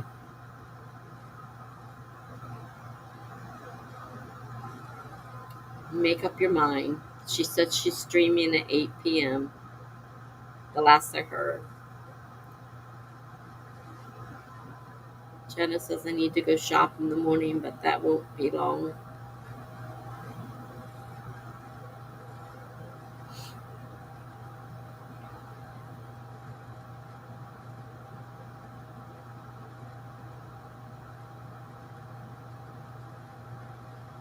Things will start picking up. It's still September and October. Everything will start picking up for November's Nano. You got Preptober. I mean, they've got the Worldwide Write-a-thon getting ready to choose. They've got their hosts now. And I noticed a lot of the same names. And I think they have so many people that The people that hosted last time shouldn't be allowed to do two in a row because it's not fair to all the people that want to host, and they really should put a limit. If you were on last time, you have to sit one out before you can be considered again. Because there are just so many people want to be host, and they can't. So she's doing I don't know, picking names, numbers, whatever she's doing to figure it out. Well, there's a lot of the same names on there again, and I'm thinking, not a good idea. Should all be somebody other than who streamed as a host last time. I will keep an eye out. Do you have Monday off, Funky? If I'm on, he says it will be at night.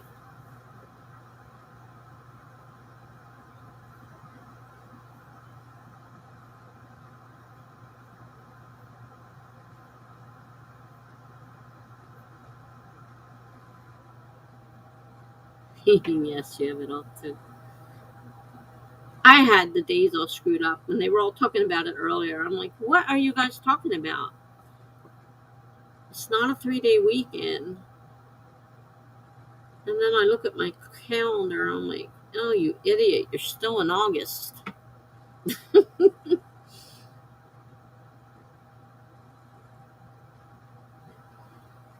This is very nice. I know what you'll be doing.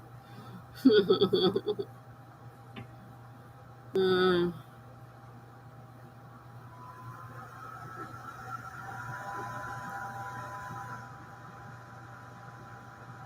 Drinking coffee. Whipped coffee?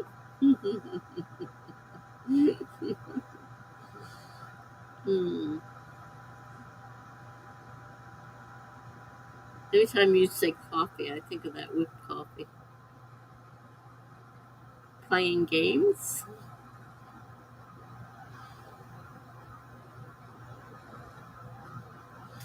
Well, if you have the day off, I guess you can do whatever you want. Right? Maybe it might be an option there, writing.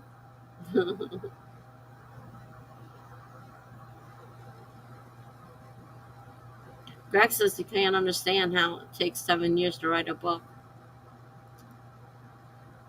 Monkey says watching the tube. Jenna says I had my first caffeine about an hour ago. I'm stupid. Well, I realize you're 3 hours behind us, but that's still pretty late at night to be drinking. Of course, I'm drinking caffeine soda, so what do I know? You'll be writing your masterpiece. Oh, yeah, that's probably what I should be doing. Yeah, probably. Before 7 years turns into 8 years.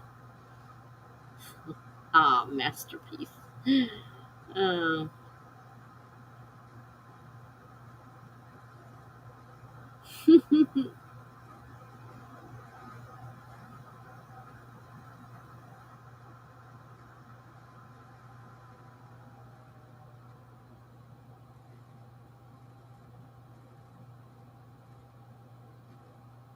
Jenna says, I woke up with little motivation today, Tessa. I had to shop for a while and it took everything I had to get it done.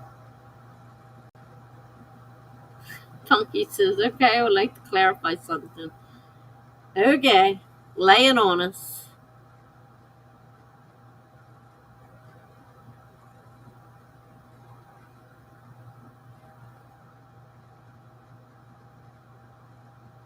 I understand the little motivation. Honestly, I'm going through it myself. I really do understand. I wasn't writing for 8 years straight. Straight. He emphasizes straight. Okay. It wasn't straight.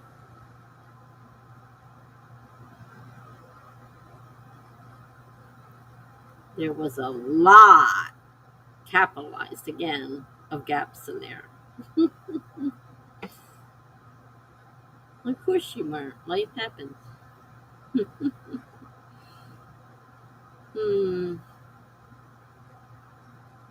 Take as long as you need. I'm not in a very good writing space myself right now.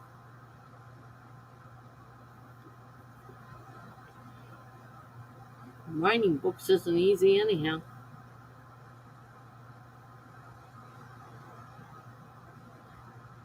That's for darn sure.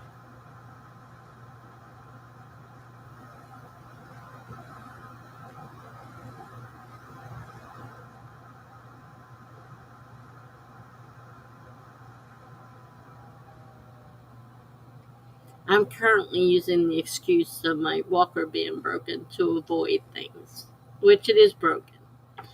However, it's a very good excuse for not doing things, especially physical therapy, which I called them up and said, look, my foot feels worse from doing the physical therapy. I'd rather not do physical therapy. And what does the doctor think? Because he told me 4 weeks. They gave me 8 weeks. And my ankle's so sore I can barely move. And now it's better since I haven't gone to physical therapy because my walker broke. Can't go. So, once I found these streams, I finally finished. Well, that's cool. I think Funky is trying to tell us he wrote for 5 minutes and wrote again for 5 minutes 8 years later. Oh, Greg.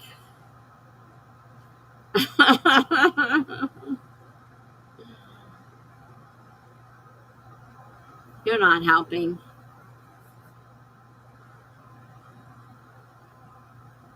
You're in the editing stage, right? So you're almost done. There for 8 years.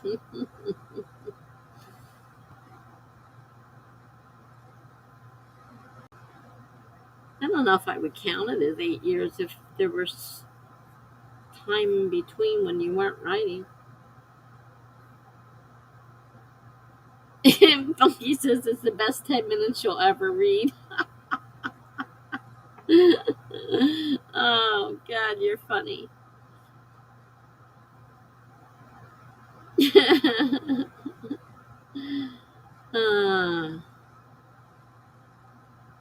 uh, can't wait to read it. And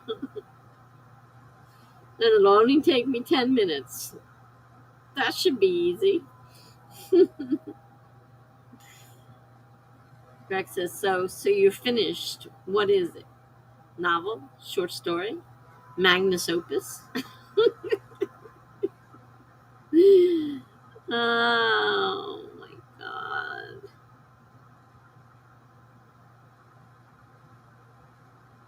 Magnus opus. Uh, wait, who said it was finished? Well, you're editing, right? Am I wrong? I thought you said you were editing. Therefore, you're in the home stretch. If you're editing, where's it going to take? I don't want to be. I don't want to be snarky here. I don't want to be smart. Editing can be a long process too. So, hey, listen, I can't even come up with ideas, so I'm no one to talk. Good night, gibberish. Hope to see you soon. Good night.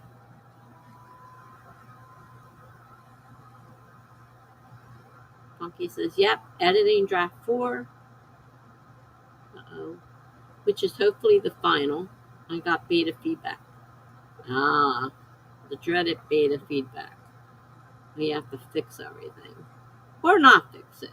You have to make a decision. And it's like, do I want to change it or do I not want to change it? If they can't all agree, that can be problematic depending on how many beta readers you had.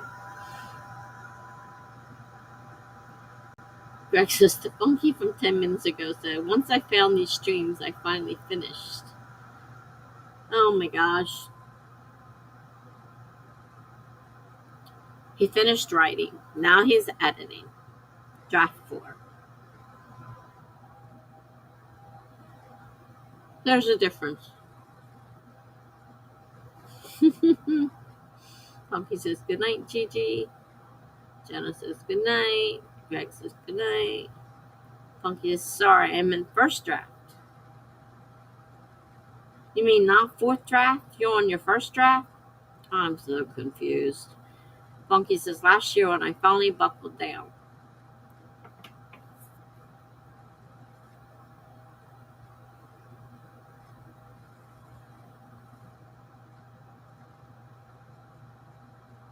I had about 100 drafts on mine. Because every time I started, I would start at the beginning and start changing things. And I didn't keep a copy of what it was originally. I just kept changing things. And every time I read it, I changed something else and changed something else and changed something else. Then I rewrote the whole thing because I didn't like it. And then I started all over again and I wrote.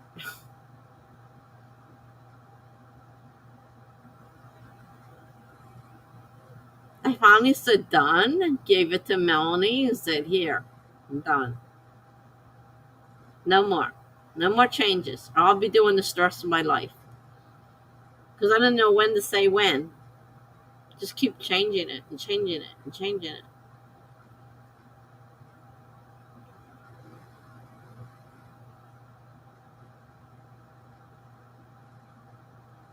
And now I'm thinking about changing to a completely different genre. I'm not ready for. Oh, oh, oh, oh. It's not easy. I know people like Kennedy Fox make it seem like it's super easy. They put out a book, what, every other week, every other month, every couple weeks? I don't know what their schedule is, but it's like phenomenal. And it's like, how can you put that many books together?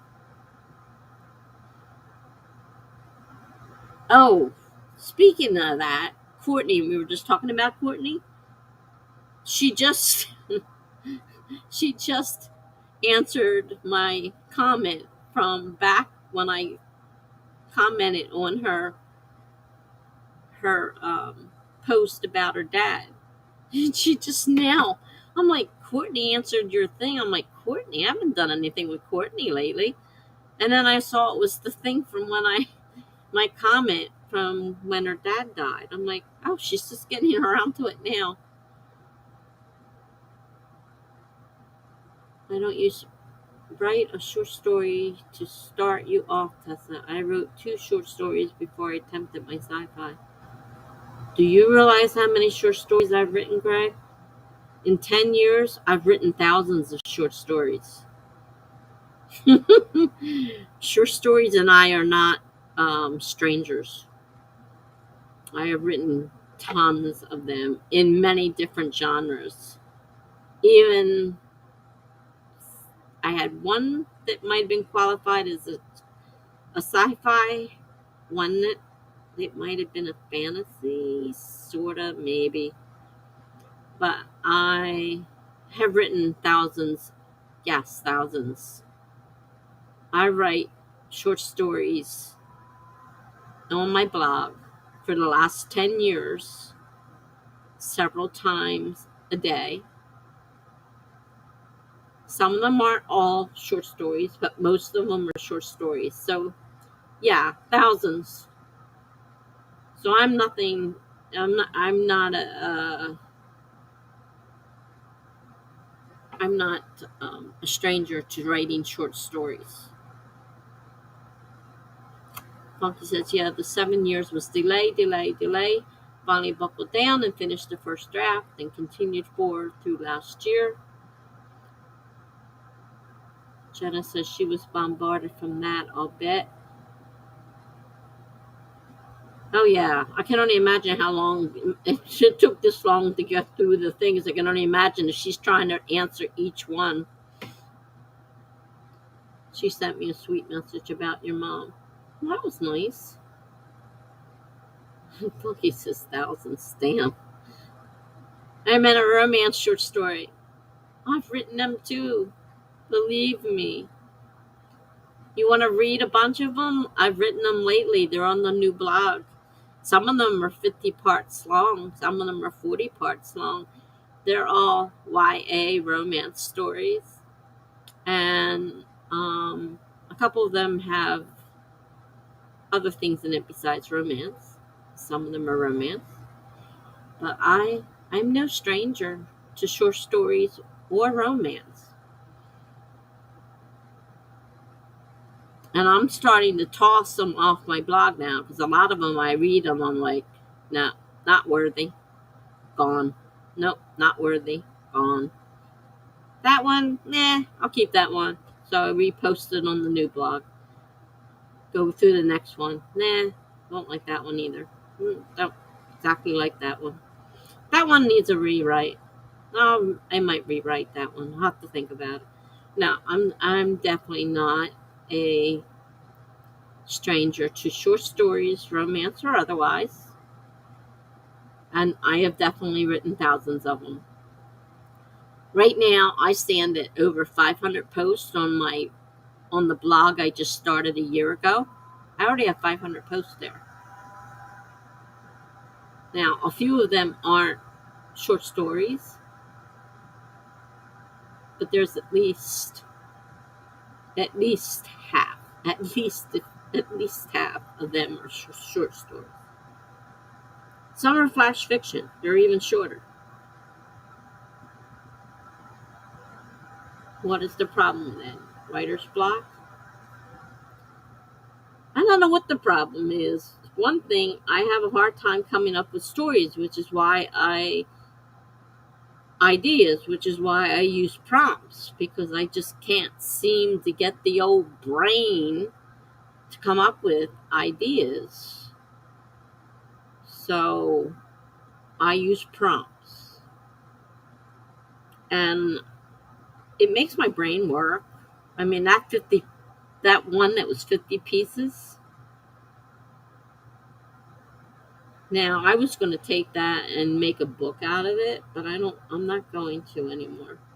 So that one can just stay as it is. It's like a young adult romance story.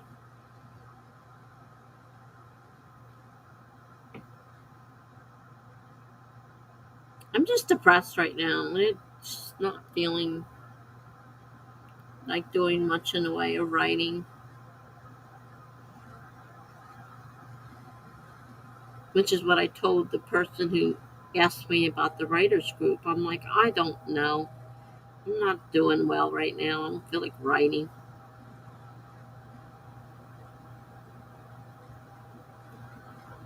I'm writing a story right now. It's in parts. I'm on part 5, I think. I have to do part 6. Hopefully part 6 will close the story. It's the newest one on my blog right now. So you need a prompt. Is that the issue? Do you want me to write one? Well, you can write one. I have lots of prompts. I know where to find them, and I have a lot of people I follow that write them all the time. But if you want to throw a prompt in, if it's one that I'm interested in, I'll write. I can't guarantee it because some prompts don't do anything for me, and those I don't write. Exactly, Jen. Writing soothes the depression, which it can, but it's so hard to write when you're depressed, and that's where I'm in right now. It's such a vicious cycle. I'm trying to work my way through this depression.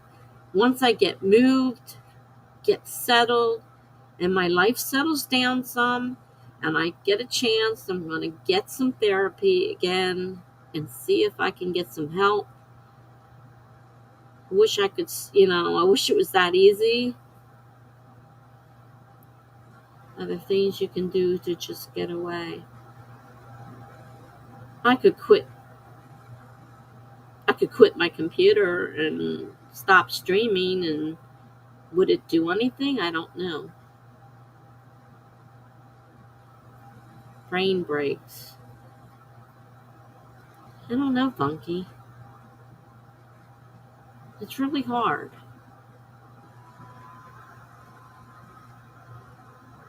I mean, I can't say the same reason that, Jenna's having a problem right now is obviously not the same reason why I'm having a problem. But the underlying depression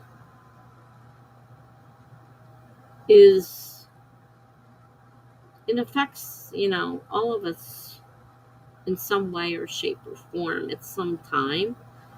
And some people are able to get over it with not too many problems, and some of us aren't.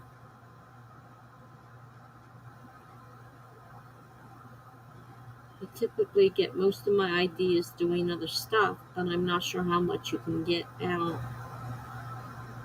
I don't get out. I'm stuck in this apartment.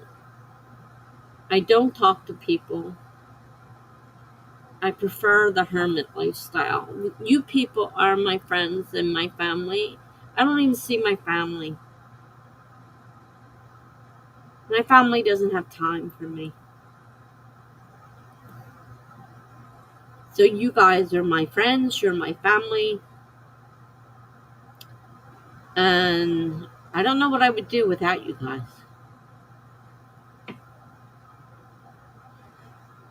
I don't get out. I get bugged by Crazy Mike. You have no clue what I go through with him. I won't miss him when I leave here. Honest to God, I won't. I just want to leave here. I want to move.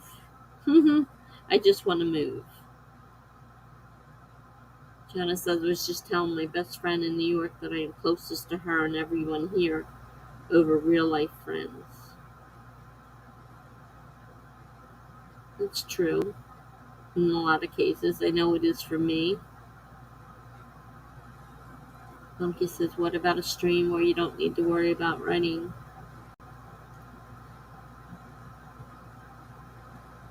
I mean, I could choose to read instead of write. But I got this crazy thing going on with my blog that I feel an obligation to. And I know that if I don't keep up the blog, then I lose out the people. They go away. If you're not regularly putting work out, then they go away. So it's kind of like when I went in the hospital, I lost a lot of people online in my stream. I lost a lot of people. So many people disappeared. And, I had all these people, and now I see them around, but they're on other streams. I don't see them anymore because I was gone so long in the hospital.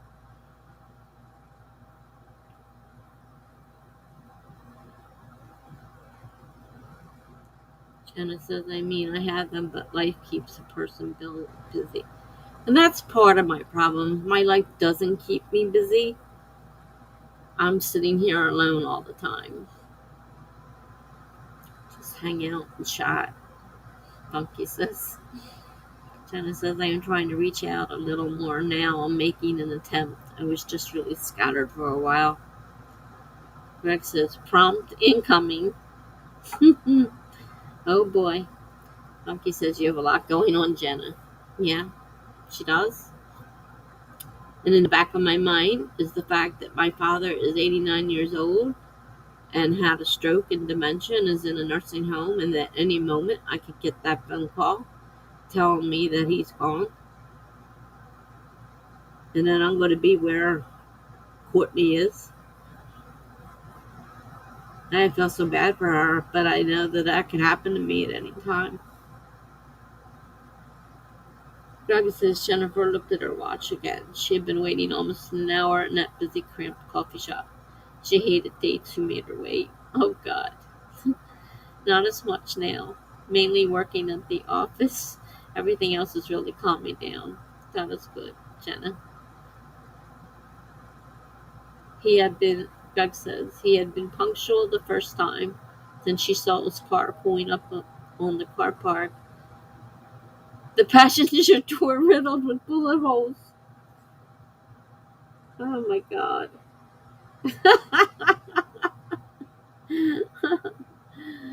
Oh.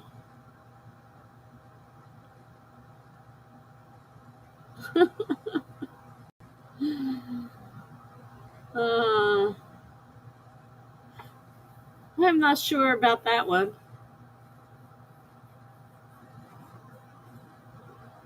Punctured with bullet holes. Holy moly. Hope to come up with a reason why it would be bullet holes in his door. uh, Funky said, well, that's good. Jenna says, just trying to get my schedule back on track. Jenna says, wow, Greg.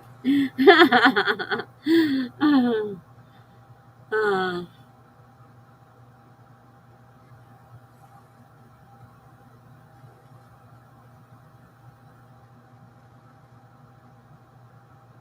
Interesting.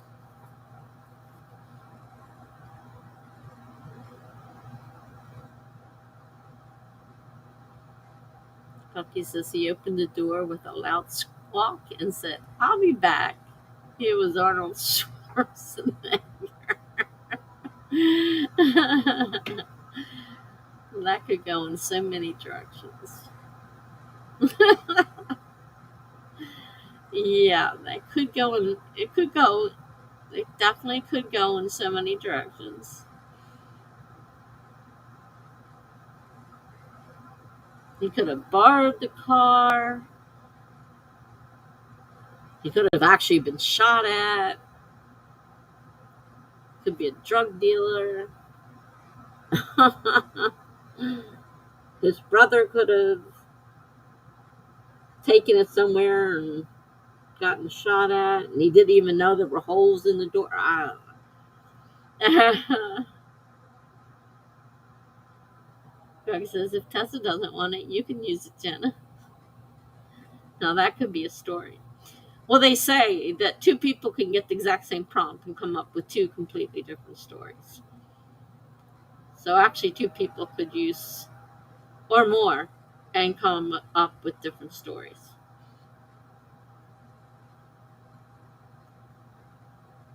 So both of us could actually write with that prompt and come up, I'm sure, with different ideas.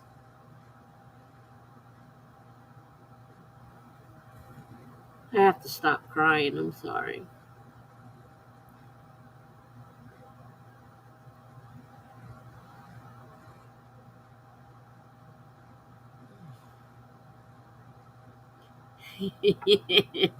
Mommy says, right, mine turned into the Terminator.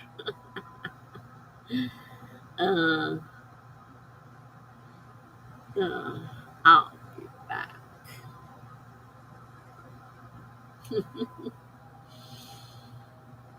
Hmm.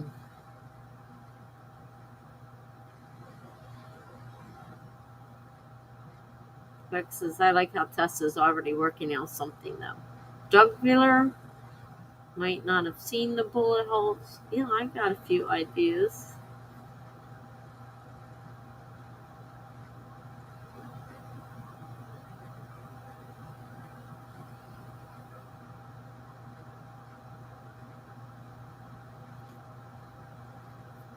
I got her. Yeah, you got her thinking.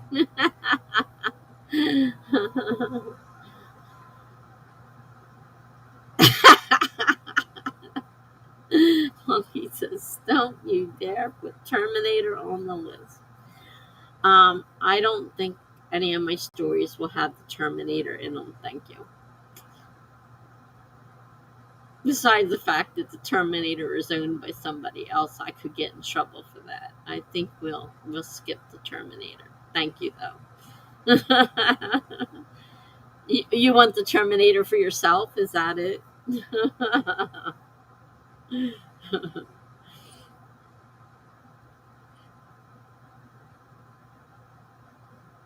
On the list. The list. Greg's list. Yeah, he was looking for you the other night. Just what were we talking about? You said you needed to put something else on the list, but Greg wasn't here. I forget what we were talking about.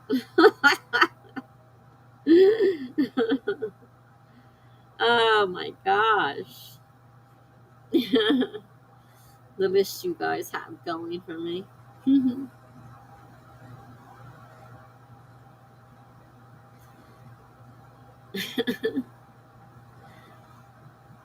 uh,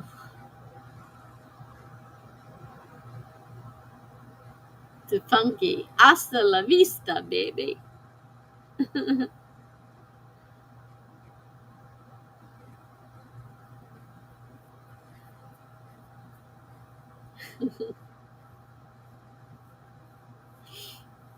Mm.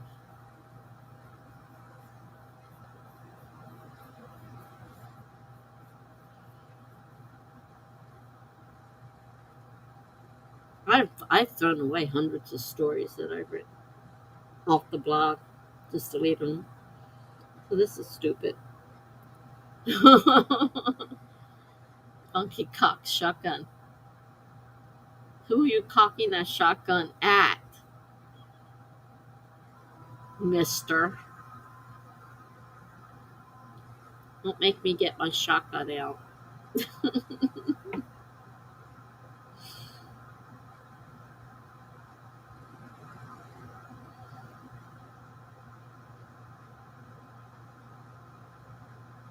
Now, if you want to shoot Greg, well, that's a whole different story. Oh, he's on his own.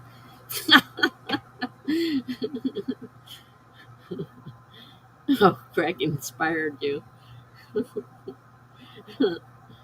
uh, you guys were funny.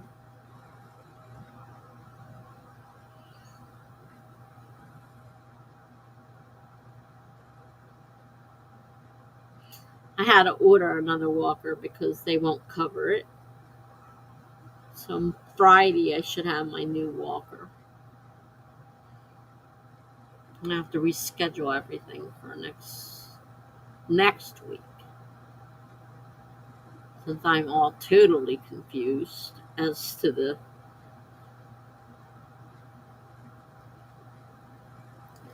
Greg says, "What? Are you talking to Funky? You inspired him." Funky says, "How much moving around can you do? Without the walker, it's very hard. I need the support for my back, and my foot is still not completely healed, so sometimes I'm limping on it, and if I'm not careful, I fall. So I kind of depend on a walker.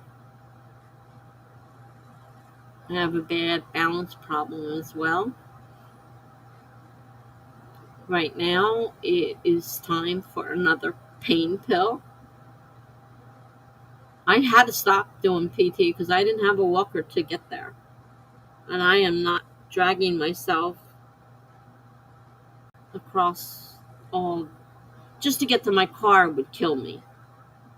And that's not the parking lot at the place and across that building to where PT is.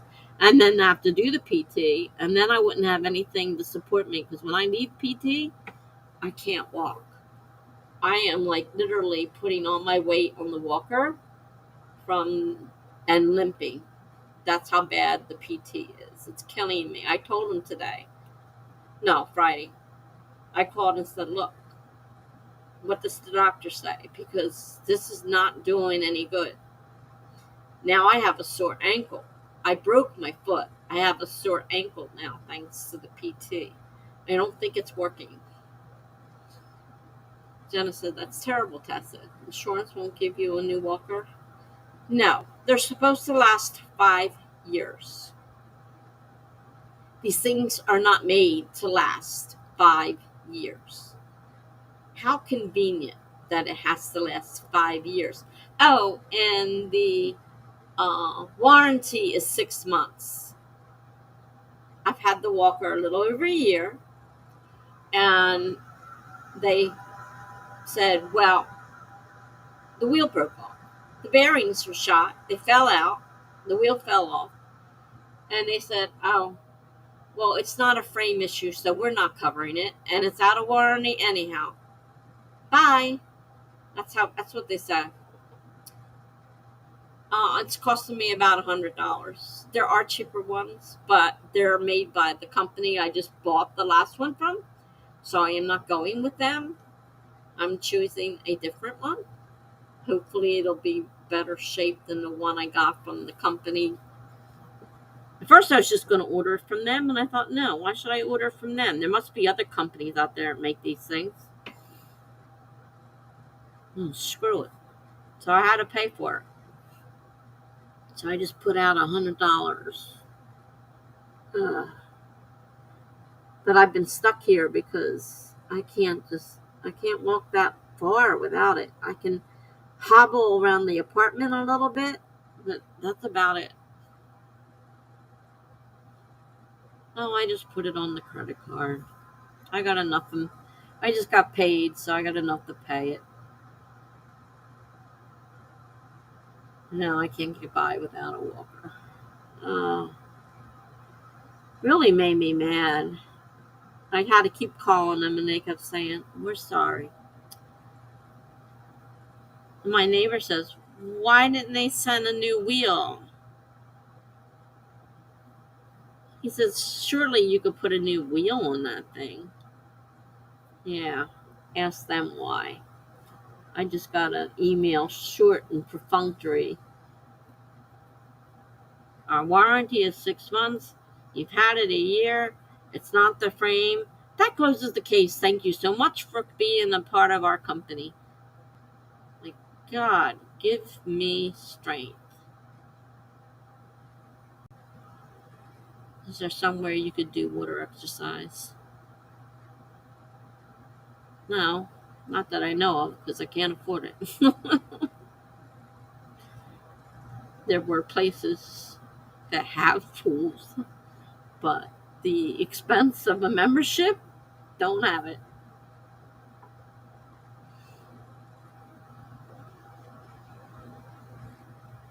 My whole body is killing me. I mean, so much chronic pain.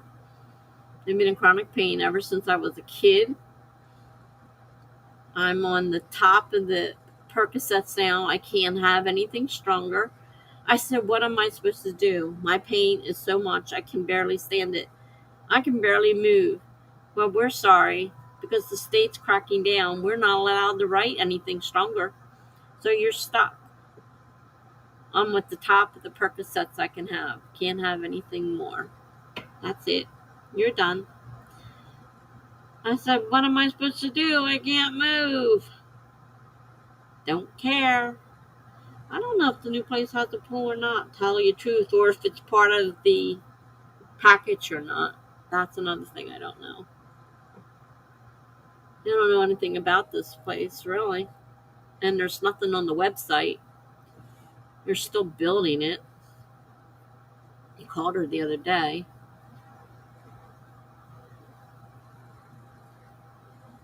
Well, I'm waiting to hear. Because they said 30 to 60 days would be move-in. Well, it's already been 30 days. So, I don't know. I called Friday and asked, and she's like, we're still interviewing. That's how many people. They're still interviewing a month later. It's like, holy crap. How many people are trying to get in this place, and how will they decide who's going to make it in this place? I thought the fact that I got an interview was a good thing, and now it turns out they haven't made any decisions yet. So no, they don't know. And it's not built yet. CBD did not work. Yes, it's pricey. I bought it from my pain doctor, and it was useless. It didn't hurt. It didn't help. I hope like I said, They said 30 to 60 days move-in time. 30 days is already gone. So now we got 30 days left. So they need to let us know soon. But they just told me yesterday they're not done interviewing yet. So that means they haven't made any decisions. So I don't know what it's going to take. Greg says, why would it have a pool? Some of the places do. It's an assisted living facility, and people can go in there. The rent is high, but some people like having the fact of the older people like having, medical attention available if they need it, or people like me who need to be bathed and dressed. I can't do it myself anymore. We need that help. Some of those places do, but whether or not it's included in me, because I'm going in through the state, I'm going by Medicaid, so I may not be eligible even if they did have a pool because I'm state paid. I know. So I took lessons, exercise lessons, or what do you call it? Exercise lessons? That doesn't sound right. In a pool for a while. Yeah, sometimes those buildings definitely have a lot of amenities, Greg, as Jen says. Sometimes they have gyms and all kinds of stuff. I don't know what this building has. They didn't actually tell me, and there's nothing on the website to tell me. And I can't be calling them up and questioning them when I haven't even been accepted yet. So, what about a spa, massage parlor, gym? All take money, which I don't have. Remember, I'm on disability. The government pays me shit. I live in what it's called, public housing, which is based on a 30% of my income. And it's low income, these places. I mean, this is better than I expected, but it's not great. I don't have a lot of money. My my income is so low. I qualify for Medicaid, which is, thank God, is paying for my medical and my medication. I have one medication alone, just one. It's $1,600 a month. One medication for my breathing. I take 3 of those medications. Thank God they're not all 1,600. My insulin's expensive. If I didn't have this extra help, but that's because I make shit on government disability. You don't get much, believe me. I was luckier than a lot of people. I make a little bit more than a lot of people, but a lot of people don't make as much as I do, and I make pretty poor shit. So, they can have salons, exercise pools, and even small theaters. Jenna says, ouch. Funky says, yeah, medical's nuts over here. If I didn't have that help and I had to pay for my medications, I'd probably be dead by now because I can't pay for all those medicines. Insulin is, I can't remember if it's $600 for a month or $600 for 3 months, but that's still insulin. I need that to survive. And I need the breathing medicine so I can breathe. I couldn't believe it when I saw the thing on there saying it was $1,600 a month. I said, are you kidding me? It don't cost them that much to make all these medicines. It's ridiculous. Big Pharma is terrible. Jenna says it's terrible. The biggest worry about retiring is what happens when I have to pay for medical and dental. Yeah. And by the time you retire, Medicare and Social Security, they expect them to run out in the next 3 to 5 years. I won't even have anything at all if that becomes the case. That's what's keeping me alive right now. And if they run out, I don't know what they plan on doing for all of us people that count on it. And then you guys that are younger coming up. My daughter she was freaking out one night. She goes, "It's not fair. I have to put in for, you know, I have to pay Social Security taxes every single month, and there's not even going to be Social Security when I get up there," which is true. They expect it to run out, and like they said, the next 3, maybe 7 months if we're left. 3 years, 7 months, years, 7 years. Can't talk. 3 to 7 years if we're lucky. Yeah, you have to invest in other stuff to be secure. And if you're young enough to do it, definitely do it. Because I wasn't, for number one, young enough. And I didn't have the money to put away. I got jack shit from my ex-husband. The guy made more than twice what I made, yet I got jack shit from him. So, you know, he was worthless.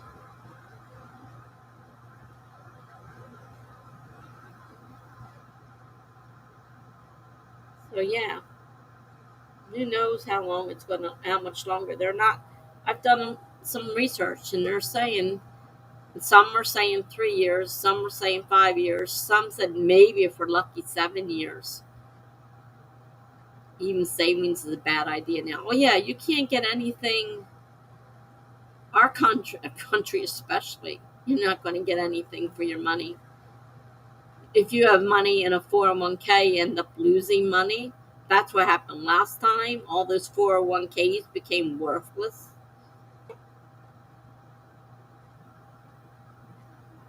I had a couple CDs, but I had to cash them in just to live. And then I went on disability and I couldn't have them anyhow. Like I already cashed them in to live on. And my dad was letting me live there free. Thank God. I didn't have to pay rent. Now I'm paying rent, but it's not that much because it's 30% of my income. But it's still, I don't make much. And I have so much medical problems. It isn't funny. My car's falling apart. Can't afford to fix it. I won't have a car when I move because I can't afford to keep up the insurance and repair on a car. So I'm going to be without a car. And my kids have no clue. They think this is going to be, oh, we're just going to farm mom off to the assisted living facility and we're going to live our lives without any more interruptions from mom. Because mom is a pain in the ass.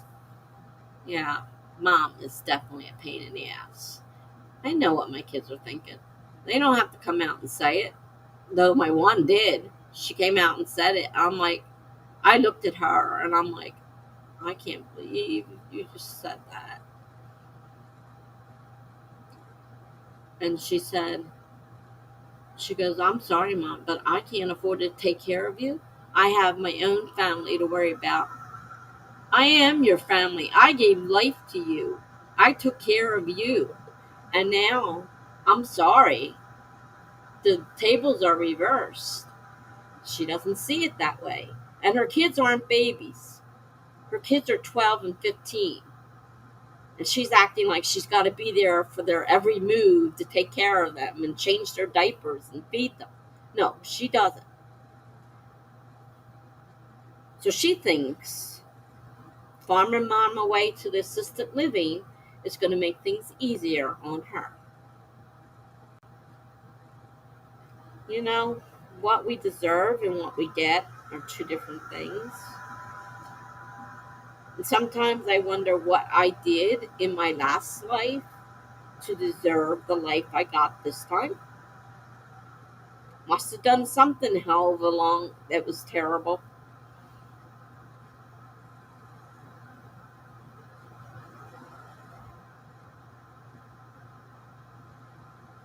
I can't help that I have mental issues. I was born that way. And unfortunately, I passed it on to some of my kids. Not all of them. Miss High and Mighty didn't get anything. She's perfect. She's perfect. She doesn't have problems. She doesn't understand. She don't want to understand. I'm sorry. I shouldn't be complaining to you guys, but God, it pains me so mad. And every time I call, it's like, God, what do you want now?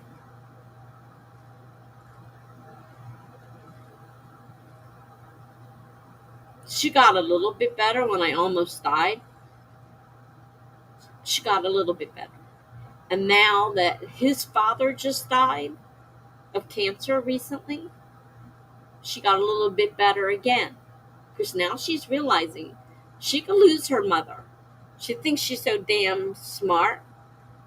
She could lose her mother. And then where would she be?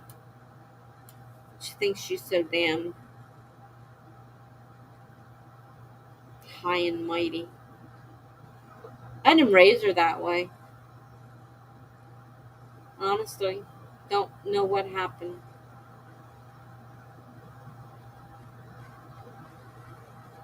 The middle one is iffy.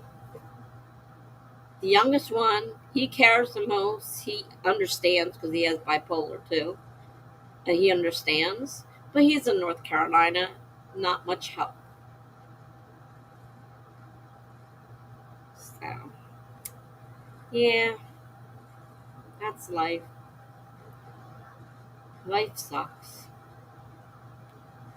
I'm in constant pain. Can't do nothing about it. They won't do nothing about it. I said, what am I supposed to do? I'm 65. It's going to get worse.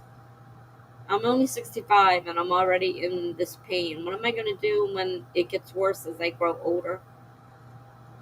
I mean, my spine is almost gone. There's hardly any discs left. They're almost all gone. They've disintegrated.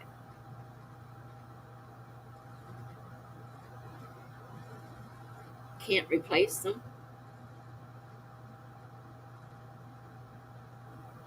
Most I can do is fuse my spine, and then I won't be able to move if they fuse it.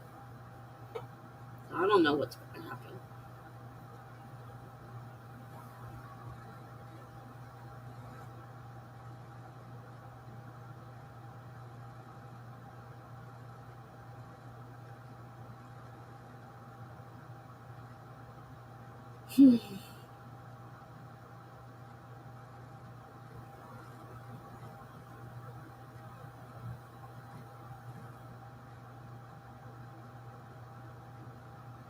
When you get the walker where you'll be able to move around more.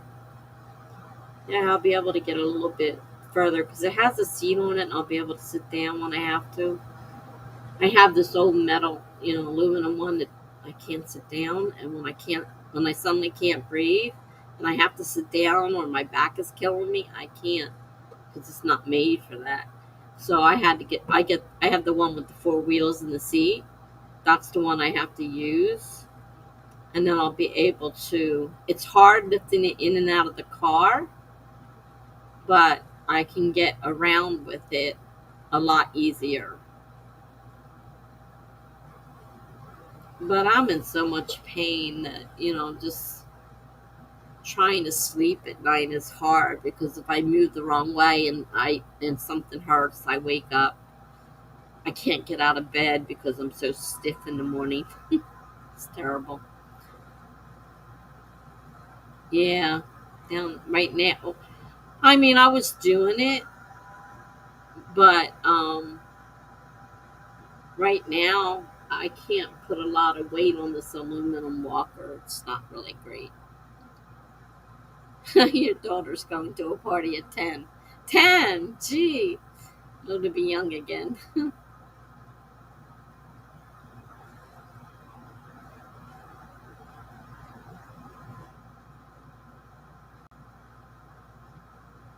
Yeah, and they told me my foot is going to take months. And right now the physical therapy is making it worse. So since I've been out of physical therapy for a couple weeks, the pain has eased in my foot. It's not gone, but it's eased. Parties, what are parties? Yeah, that's when you know you're an adult, right? There are no more parties. Janice says I plan to. I mean, my work provides some stuff, I think.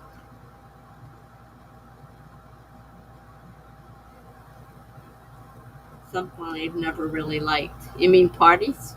I hate parties. I'm not. I'm not a social butterfly.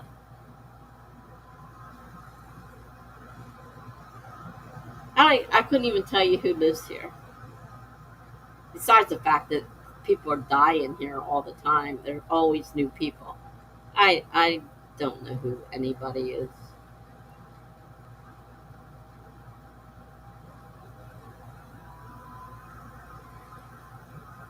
Yeah, I cannot get into the party thing.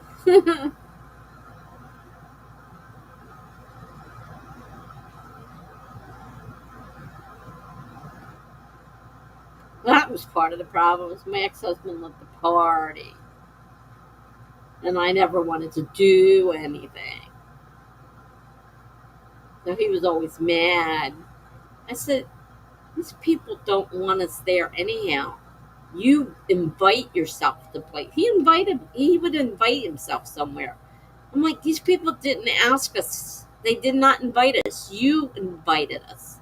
And it really bugged me. I was embarrassed to have to go knowing that they didn't invite us, that he bugged them into say, hey, come on over. I hate that. Jenna says, and in by going to a party, I mean one of a Mormon girl. I don't think it'll be too wild or anything. The thought of going to a club makes me want to hurl. Yeah, I believe I yeah, not my thing either. Yeah, you gotta watch out for those Mormons. I used to love clubs back in the day, but I also drank a lot. No, I'm not a drinker. I don't drink a lot. I can't drink now. I take too many medications. I definitely can't drink. That's a definite no no. Jenna says I just went to dance. I didn't care about the rest of it. Yeah, none of my friends did any of that stuff either. The few friends I had, he never did any of that stuff. And like I said, my ex was a party animal. And it's like, I'm not, and I don't want to go. But they want us to come over. And I'm like, no, they don't want us to come over. You just pestered them until they said, come on over. There's two different things. There's being invited and there's pestering somebody to make them invite you. Not the same thing. Definitely not. Maybe it's time to take up marijuana instead. Well, it's legal now, but I don't have the money for that either. I don't think the government's going to pay for that.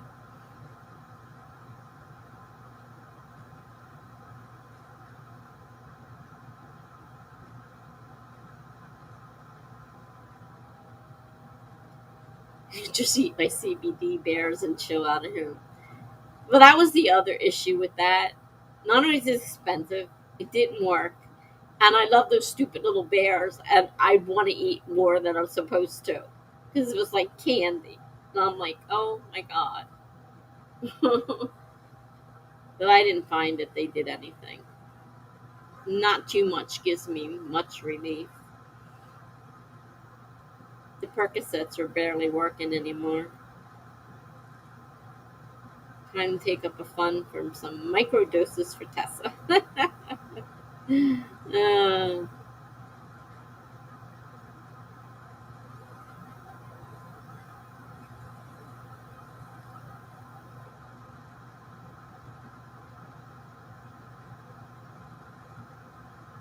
I take strong ones so they work, but I'll have to buy them on sale or I'll go broke.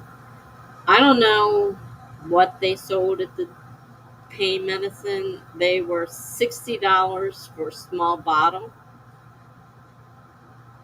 and I think you were supposed to take two at a time. And I'm like, it's not doing anything, and it doesn't last long, which means every month you'd be buying more bottles. And $60, pretty sure it was 60 for that. I don't know how strong they were though. I know they didn't do anything. Greg says I will log off soon. When are you streaming next, Tessa?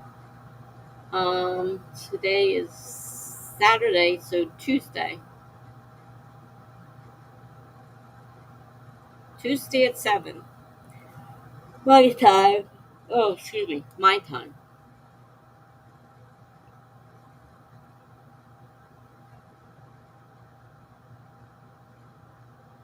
Have a good night, Greg. Thanks for coming. Thanks for the little prompt.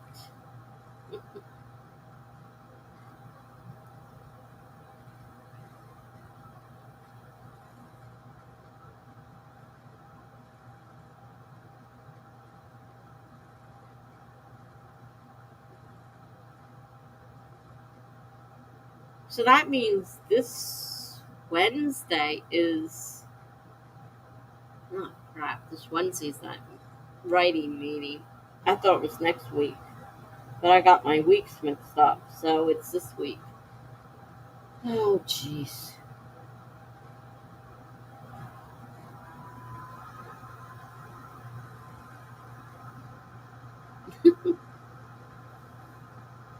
I will see you then, probably. Good night, everyone. Good night.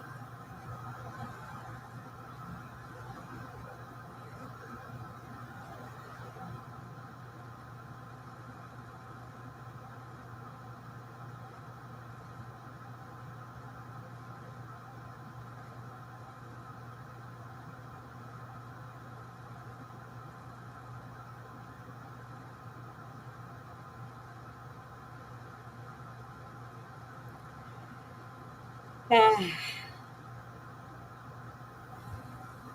I should not be tired, but I am.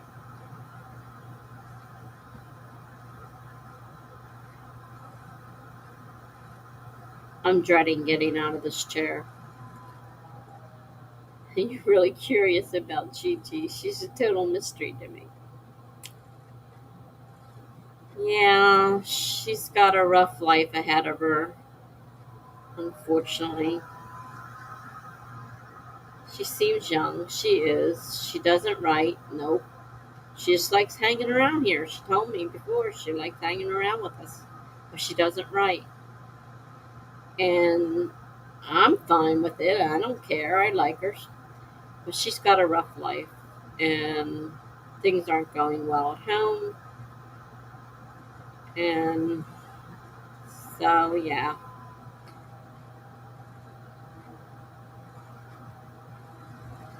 She seems to be a loner like me. I don't think she goes out or anything.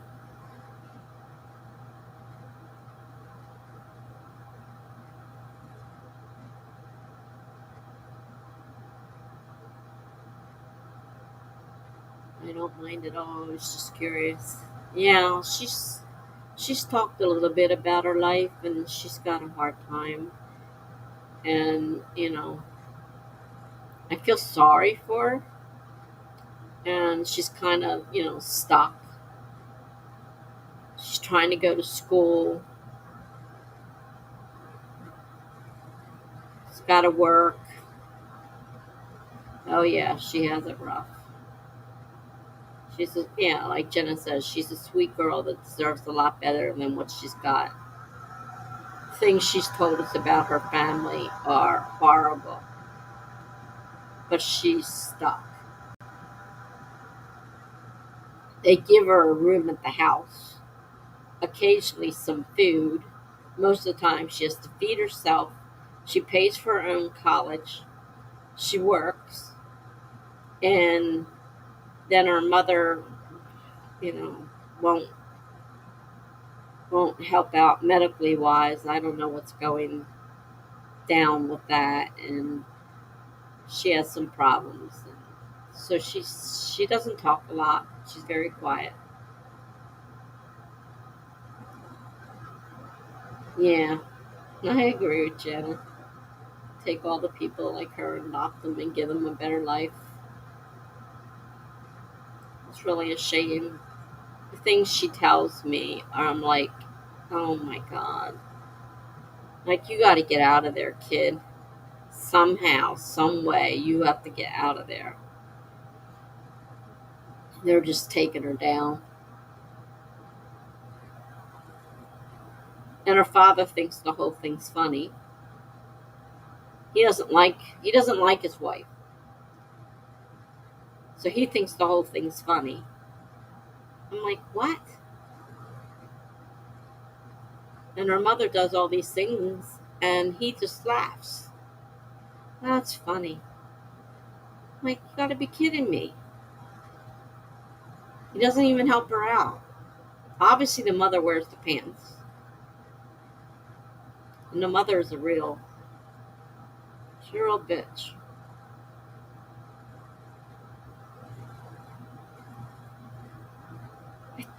I'm not positive. I think she's around 18 or 19. I know she's adult. She is an adult. She's not a teenage, not a kid. But yeah, he doesn't want to cross his wife. She controls everything. So he just laughs at the whole thing. He thinks it's funny. In the meantime, Gibberish needs help. And there's nobody to help her. Oh, yeah, really. I agree. Nobody should talk to their kids the way she does. The things that she told her, yeah, she's either 18 or 19. She's definitely an adult. So she's able to do what she wants. However, it's one of those situations, probably you live under my roof, you do what I say, but I'm not going to do anything for you. So I'll let you have a room, but that's it. You know. She told me she pays for her own college, her own food. She needs to go to the doctor, and her mother won't let her. She did say she got an appointment for the end of the month. Whether her mother's going to let her go is a whole nother situation, I guess. And poor Gibberish says, I don't want kids, I don't want kids, I don't want kids. So I can't say I blame her, considering the way she was brought up. Can you imagine eating at work to survive? She told me they don't give her much. They hardly ever feed her. They just let her have a room and think they own her.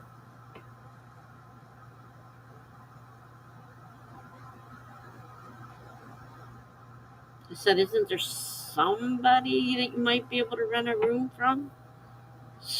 A friend, maybe? Share a place? It's hard trying to find a way out. Yeah, I don't know what's going to happen to her. And she's a sweet kid.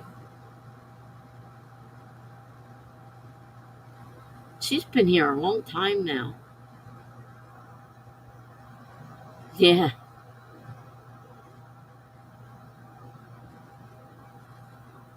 Well, I'm pretty sure she said she was over 18 or 19. I know that much. I just don't know. Can't remember exactly which age it is. She's definitely an adult,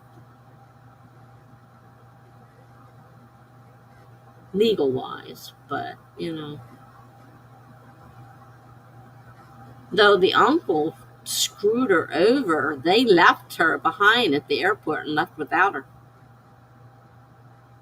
And left her, she had to figure out how to get down there to Florida on her own because they left her.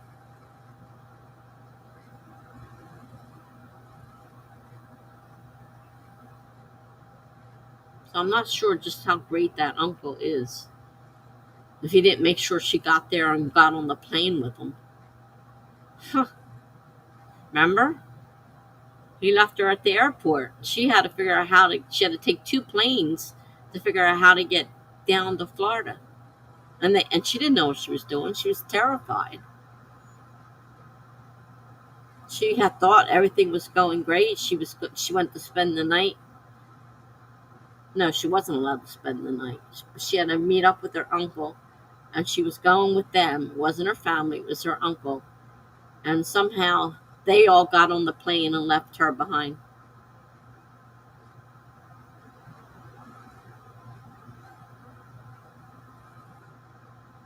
Wish I could instantly give someone some.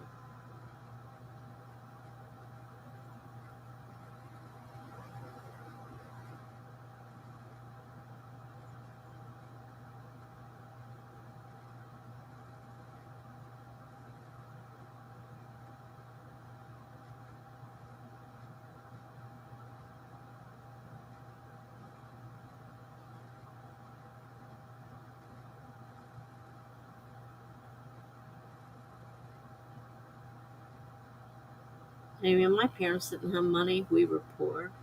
But I knew my parents loved me and would do what they could for me. She doesn't know what to expect.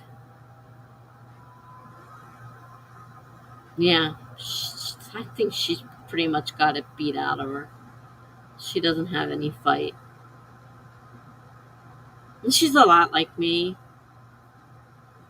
I never had that either. I wasn't aggressive or anything. And if I hadn't gotten married young, disaster though that was, I don't know what would have happened to me.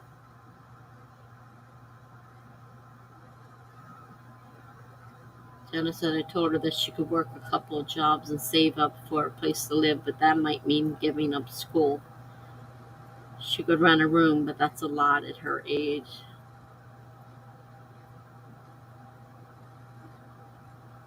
Well, if she rents an apartment, it's going to be even more. Her room, at least, is a little bit cheaper. That's what my son does. He rents a room. But she's determined, I think, to go to school. But then she's terrified. She found out she got that class, she had to go to in person. I thought she was going to have a absolute conniption fit there. She was totally freaking out. She goes, I wanted an all online course, and they tell me I have to come in for a class, and she was upset for days over that.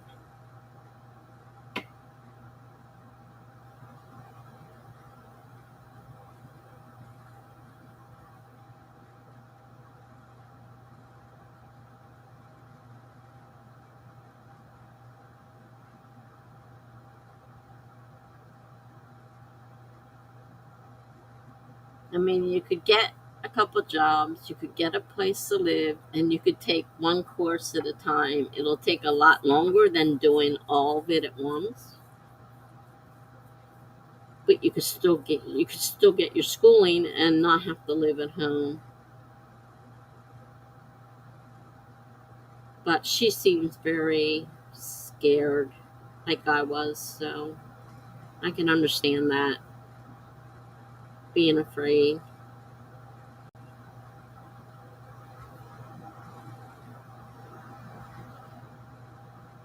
All right, Funky. I'm glad you showed up. Thank you for all the support. And I'm sure we'll run into each other soon enough.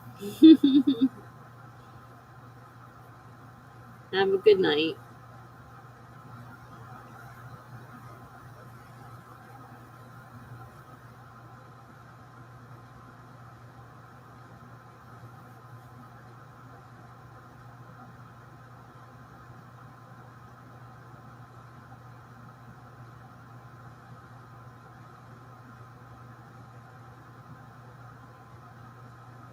Everyone take care of yourselves. Sometimes that's all we have. Yeah, you're right. Thanks, Funky.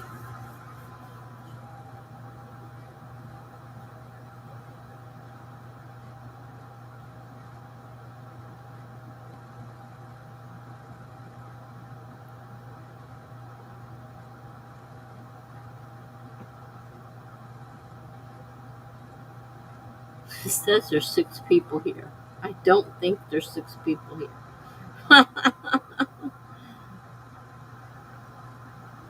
And each other. Yep. And each other. Exactly. We do take care of with each other as much as possible. And good night.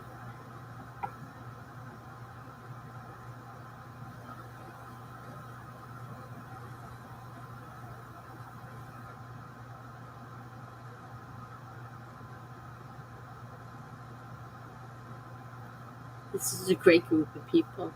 Yeah, it is. You guys are great. Lost a few great ones along the way, though. But the ones that hang around, well, they're your true friends, right?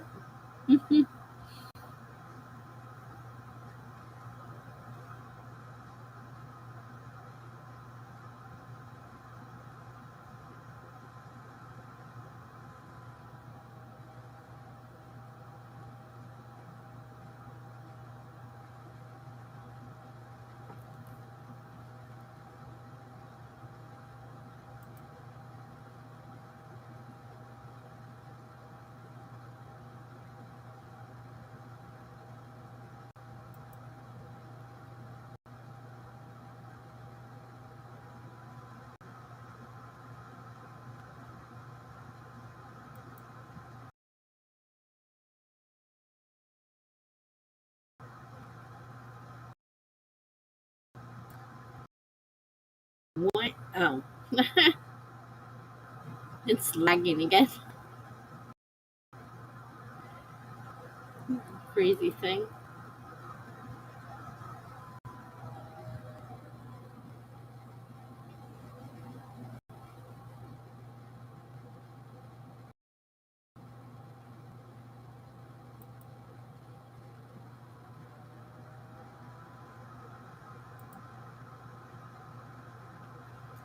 That's how it usually works out. Yeah, I'm gonna do something. I got thankfully leftover pizza I can heat up because I don't feel like cooking anything else.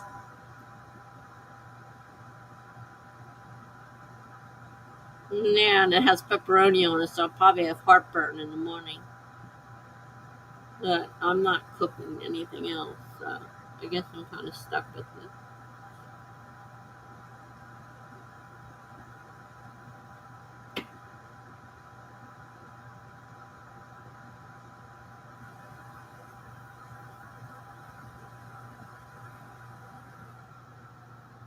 Yeah, it's definitely time for a pain pill because my fingers are so sore now I can barely move them.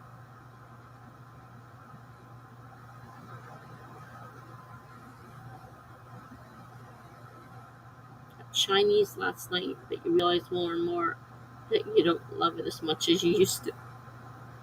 I never was much for Chinese food. The only Chinese food I would eat was the noodles, whatever they're called, with some kind of meat in it. And I'd struggle with the vegetables that were in there, but I'm not a Chinese food person.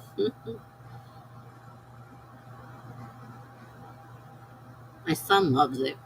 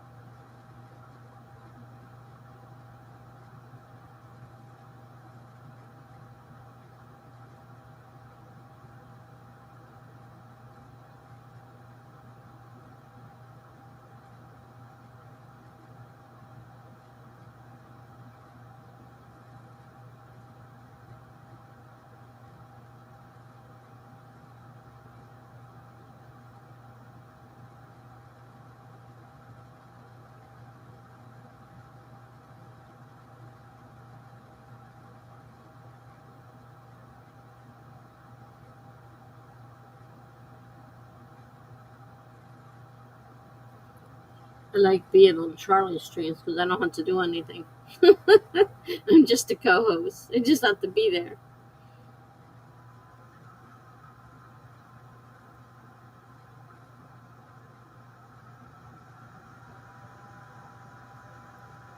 Were you here when Drew was here? This when Drew, I think you came in before he left.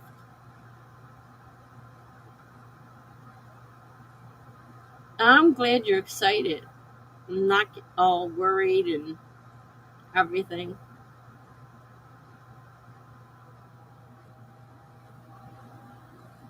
I'm not sure how this works, so we might be trying to figure out how it works. It's not the same as StreamYard.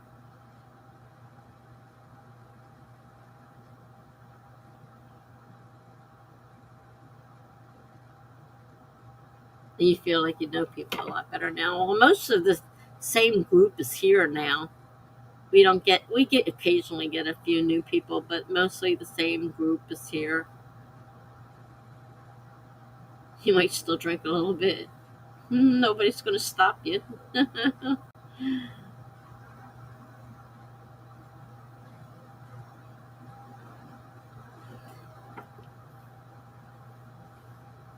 My foot is super swollen.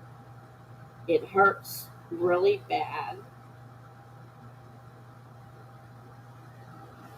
I don't know why. I don't want to go back to the hospital. Of course, it's the weekend, so calling a doctor ain't going to help me. Just a tiny bit to relax.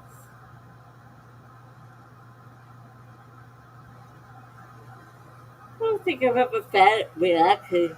Oh, excuse me, relaxing myself. But I don't drink much, so.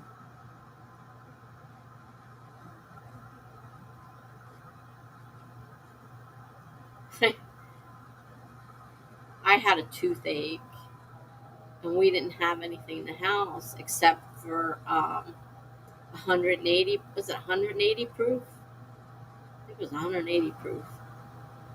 Um, from down south, from the stills. It's like 180 proof. And I took some of that to knock myself out because my tooth was hurting so bad. That kind of helped. That was strong.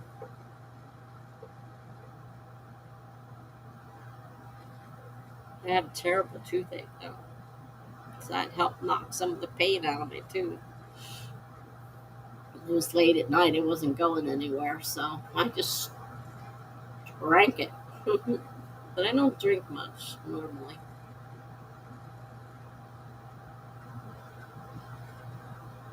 I'm tired. I'm hungry. I'm in pain. Anything else? Oh my gosh. I can tell I haven't had a pill in a while. It's definitely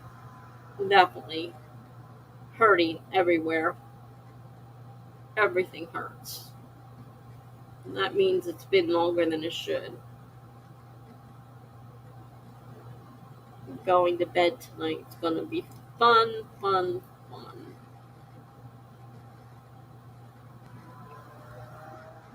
Hey, there's Miss Gibberish. You guys can't sleep. Oh, I was sleepy. Now I'm not. I guess I'm pulling an all-nighter again. I'm surprised you're still alive. Oh, you're still live. Oh, live. I said alive. It's only 12 minutes past. We're just chatting. I started to see you, though. I thought you were going to bed. Oh, I'm thinking about food myself.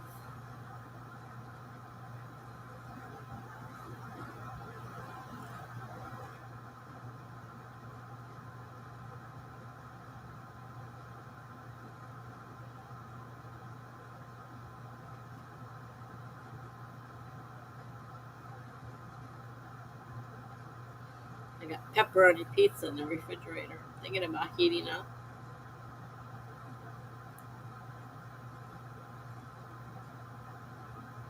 Greg is so funny. You need a prompt. I'll write you a prompt. It's always so helpful.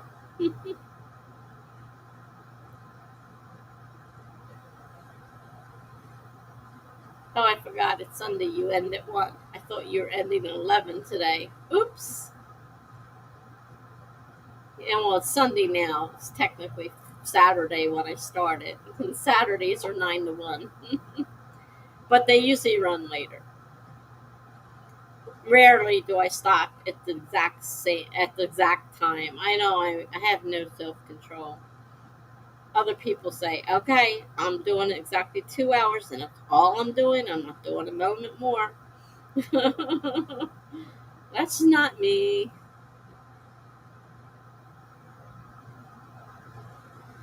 I'll go sometimes an hour afterwards. It's harder now that I have to get up at 6 o'clock in the morning during the week, but I don't have to get up tomorrow. But Monday I will, because I don't think the aide takes Monday off because it's a holiday. I think she has to come anyhow. That's her day to work. I think she has to come. I think. I may be wrong on that. I'm not sure.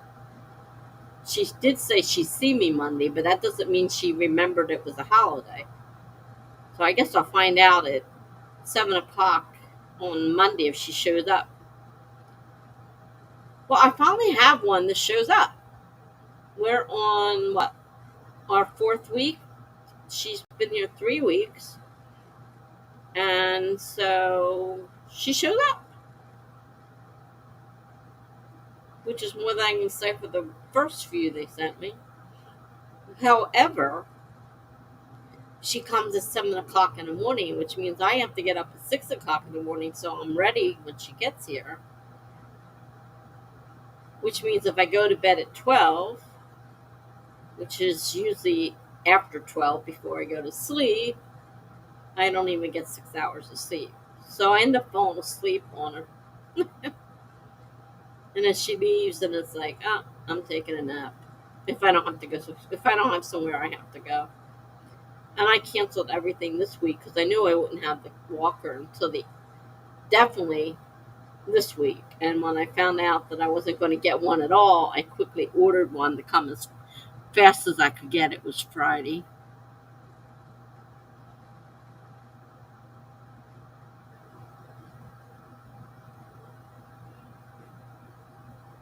So, I mean, there's a few things she does that I'm trying to break her habit of. I have yeast infections and external ones, and they're under my breasts and in the between the folds of my stomach. And if you don't keep that area dry and it gets damp and you get the feet yeast infections in there, she scrubs the hell out of them. And I'm yelling at her to stop. It hurts. Like, what do you think you have to scrub so hard? Do not scrub. And I may have to yell at her again on Monday if she does it, because I can feel them already bothering me. And they're not healing right because she scrubs the hell out of them instead of letting them heal. Jeez. You were talking about me. I'm 18, turning 19. And you don't survive on Burger King for food. Well, that's good to know.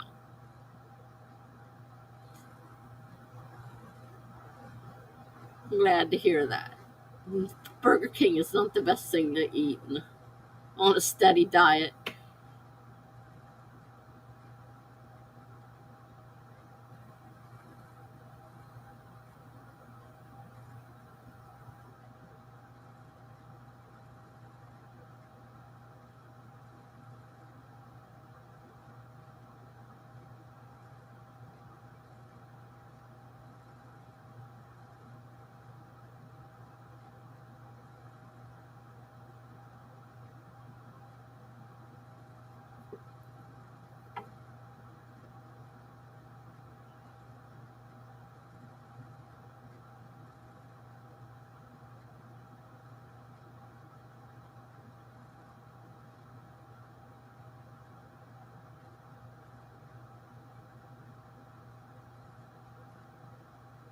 Didn't get a whole lot of writing. I did get some writing done. I do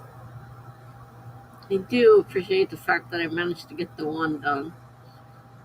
He used 3 different prompts and put them together, and I had to make a story that was exactly 68 words. That was not easy.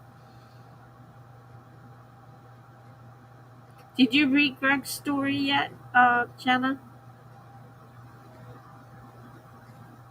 I remember the first time he told, said to read it, and I said, Greg, this sounds like romance. He's like, I don't write romance.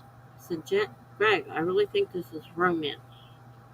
No, no, I do not write romance. So now I see he's starting to.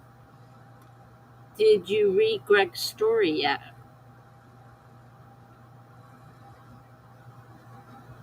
He tried telling me that it wasn't romance the first time, and I said, yes, it is. And he said, no, I don't write romance. I said, well, this is a romance story. It's a good one, too. I think you wrote it very well. So he's working on it again and thinking about putting it somewhere. So that's cool.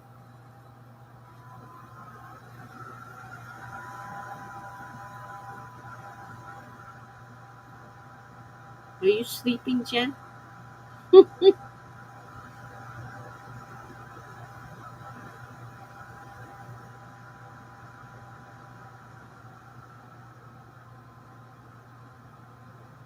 still need to read it. It's pretty good. And to my way of thinking, it's a romance, which he now agrees. But he argued with me the first time I read it. No, it's not. I wouldn't write romance. It's not. As guys write romance, it's not, not the end of the world. You can write romance. Nothing wrong with it.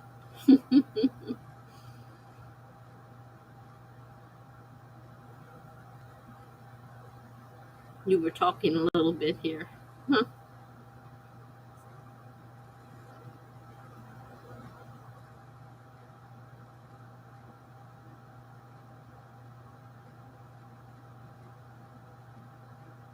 I'm waiting to see how my knees are going to hold out when I go to stand up because, crap, I went past on my pain pill.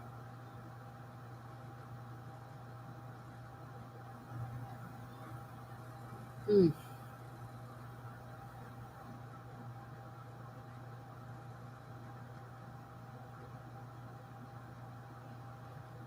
I was so hoping when I called the facility the other day that they were going to tell me, oh, yeah, you got picked and you're going to move in on.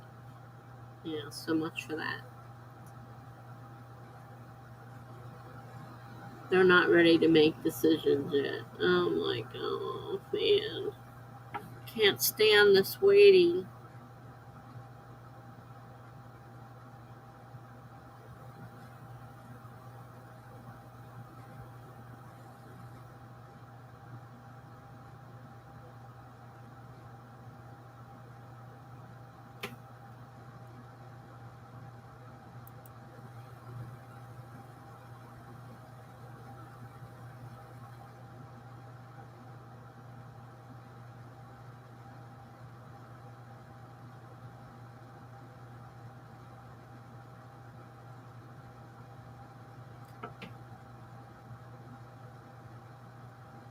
This darn thing doesn't want to do anything. It's at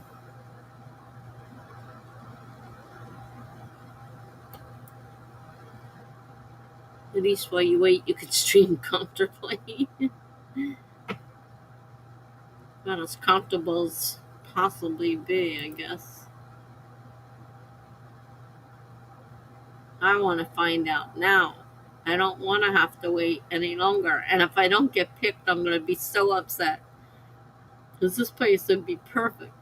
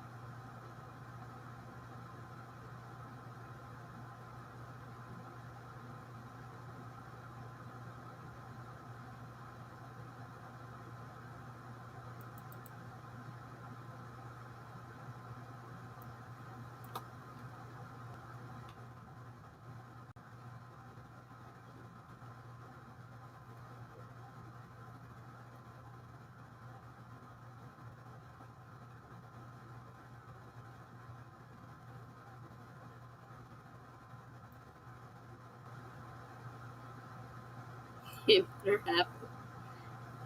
Yeah, it better happen. It better. I'm really counting on this.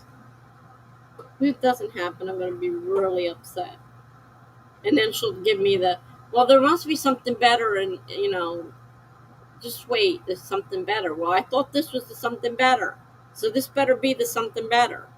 I don't want to go back into another thing where I have to go through all this nonsense and maybe share a room with somebody again. I don't want to do that.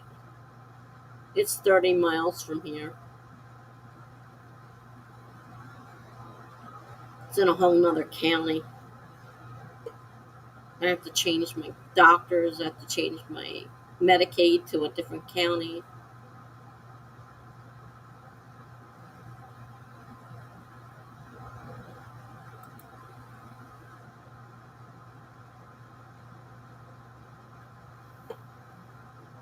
I think it's going to happen. It's a good place for you.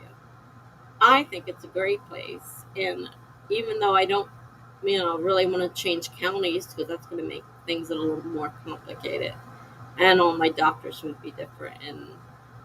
But I think it'd be great too. And it'd be better than, what I'm living in here. I hope that's not a friggin' bug on my wall. I had a roach in here last week. And I had to spray a can still on my table behind me. And the thing got away from me, and I sprayed down the side of the between my table and the file cabinet, and the stupid thing ran toward me, jumped on my hand, and of course it was all that it ran through the spray. It came the wrong way, the dumb thing. So I smashed it real quick. I'm like, I can't believe you ran the wrong way, you dumb bug. uh, yeah, that's why I wanted to wait on therapy, because if I do it now, I'm going to have to change. So there's no sense going through all that hassle setting it up, only to find out I'm going to have to change to a different place. So that's why I'm waiting. It will be closer to one of my daughter's houses. The one that is the oldest one. The one that can be really mean sometimes.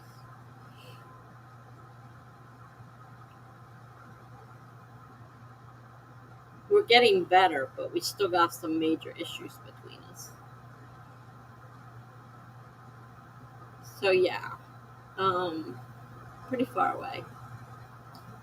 All the doctors are even further in the opposite direction. So the doctors would be even further away. Unfortunately, much, much further away from my father. My dad's in the opposite direction, um, 20 or so miles, the opposite direction. So I won't be able to, not that I've been able to go see him anyhow, between my physical problems and them shutting it down because of COVID. They keep getting COVID. Every time they get everybody, they get everybody done, they think they're ready to open up again. There's a new case of COVID, and they keep shutting down. So if a bug ever lands on me, I'm a faint because I'm scared of them. I don't like them at all. Some bugs I can handle. Roaches are disgusting, and no, I don't like it. And it landed on my hand, so I smashed it. But he ran right through the bug spray into me. Instead of going the opposite way to get away from the bug spray, he ran toward me. Like, talk about dumb bugs.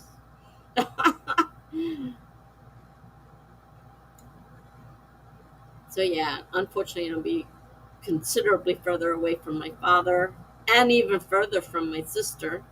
Not that I see her much. Some spiders I don't mind if they're small. Don't get a big spider. No, I freak out. But the little tiny spiders don't bother me. But I hate earwigs. I hate silverfish.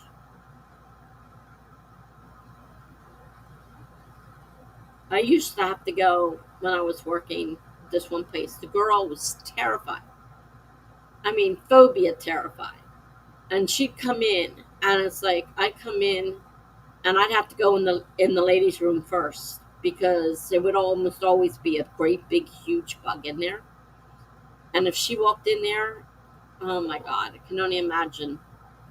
So I'd have to go in every morning and make sure there are no bugs in the ladies' room. And then I had another girl that was afraid of spiders. She goes, "There's a spider, it's under my desk." So I'm climbing under her desk to get the spider. Little spider. Not big ones. I don't do big things. And except for the big bug in the bathroom, because I could step on that, and just squish it because they were on the floor. And she totally freaked out. So we had, she, I don't know if you guys have them. What are they called? Gypsy moths. We go through periods where there's gypsy moths, and the gypsy moths covered her house, and she could not go in the house because they were above her door. And she says, "I have," she goes like, "I can't go in the house." She's standing outside her house, and she's like, her husband comes home. He goes, "What are you doing?" She goes, "I can't go in that house. You got to get rid of all those gypsy boxes. They were all around her door." She wouldn't go in until he cleaned off the front door. And of course, they came back. Jibber says, "I don't blame them. I have to have someone else to kill it for me." You hate all bugs. Uh, I'm fine with some, not with others. Right now, I have ants again. There's little tiny ants that look like a speck of dirt, and then they move. I'm like, whoa, that was not dirt. That thing's moving. That's an ant. Those little tiny ants. We got them again. I'm like, great. So I got the stupid ants again. And so the aide says, "Well, I use bleach in there. I don't know why there's ants." I said, "Because you have to use bug spray, poison to kill ants. You can't use bleach. Bleach isn't going to kill the ant."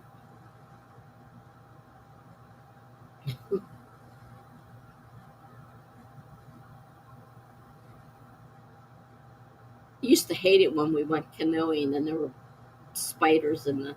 If there were small ones, I was okay. But when we had some big ones in the canoe, and I'm screaming for my husband to come get these damn things out of here.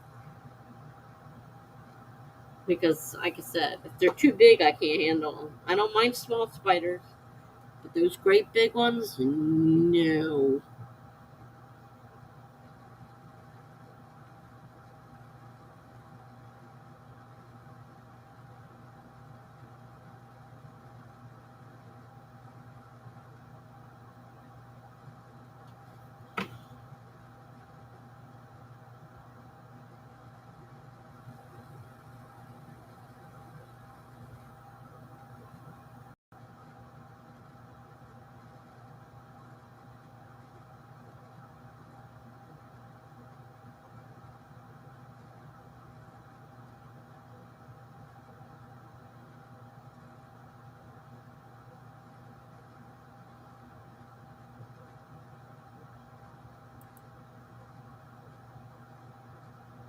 What am I doing?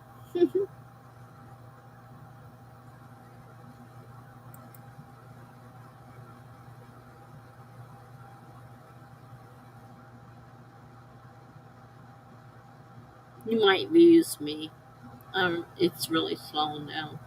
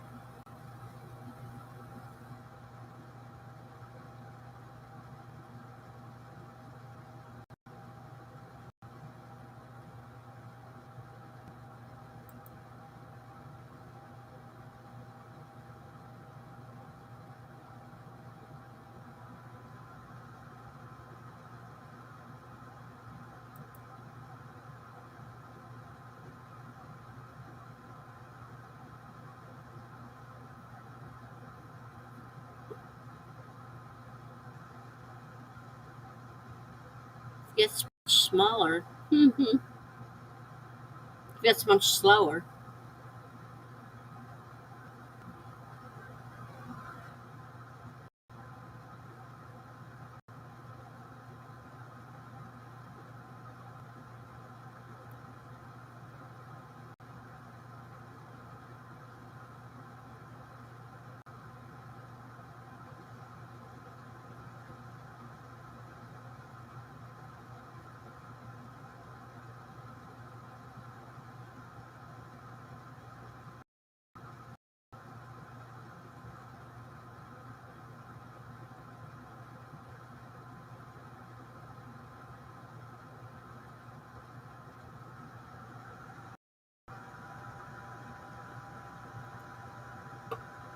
I'm still here. I am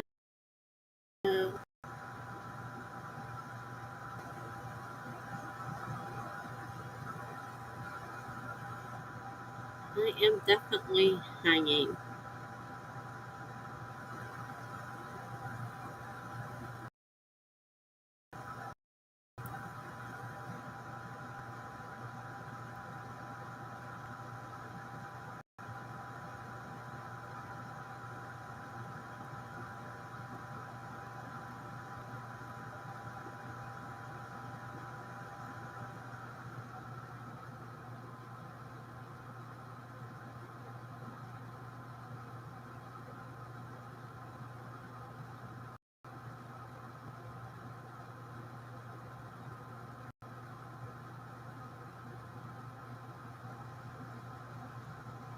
Have you sleeping bags in a tent? Yeah, not my favorite.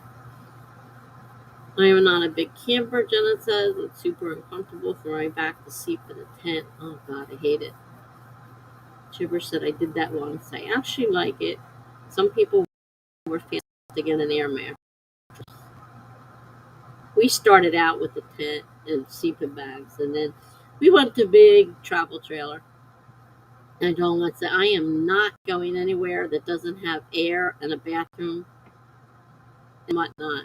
We get full hookup, and that's it. If I can't stay in a hotel because they won't let me spend that much money, then you get a travel trailer or do that. But I still had to clean and cook. That's what made me mad.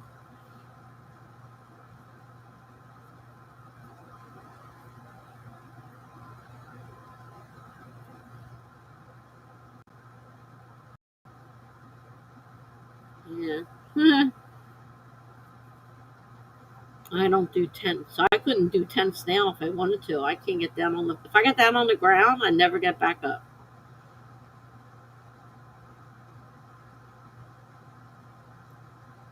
Those days are long gone. I was trying to copy my story I just wrote into a document so I could work on it. And I got hung up. I said I better stop this. I'm going to get frozen somewhere. We definitely have to reboot this thing.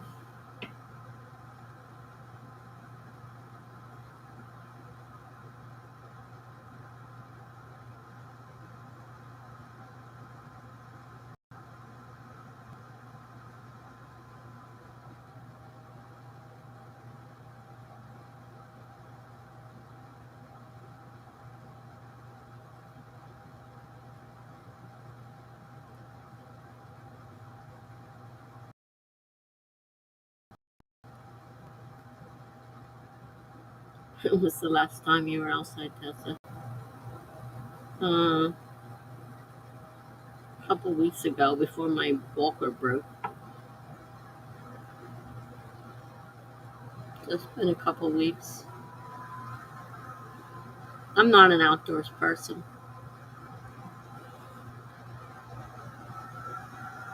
I only go out when I have to.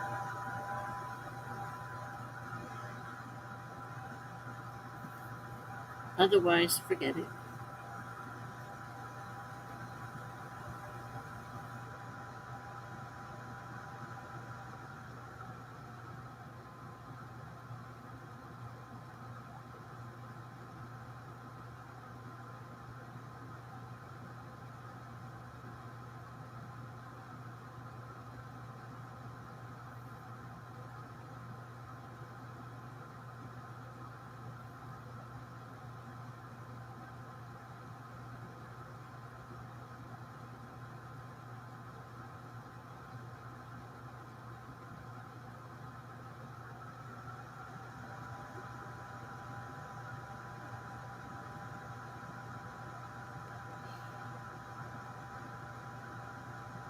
need vitamin C, though.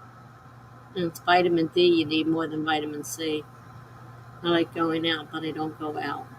I think that's why I like it, because they don't do it often. You need vitamin D. Vitamin D, most of us, unless we're constantly out in the sun, are vitamin D deficient. And I took tons of vitamin D because my chiropractor swore it'd make my pain better. And he put me on 10,000 units, way more than the doctor even considered me to be on. 10,000 units a day. And it's still the damn thing. I'm like, I'm so tired of hearing, try this. It really helps the pain. Well, it doesn't help mine. I'm glad it helps yours, but it doesn't help mine.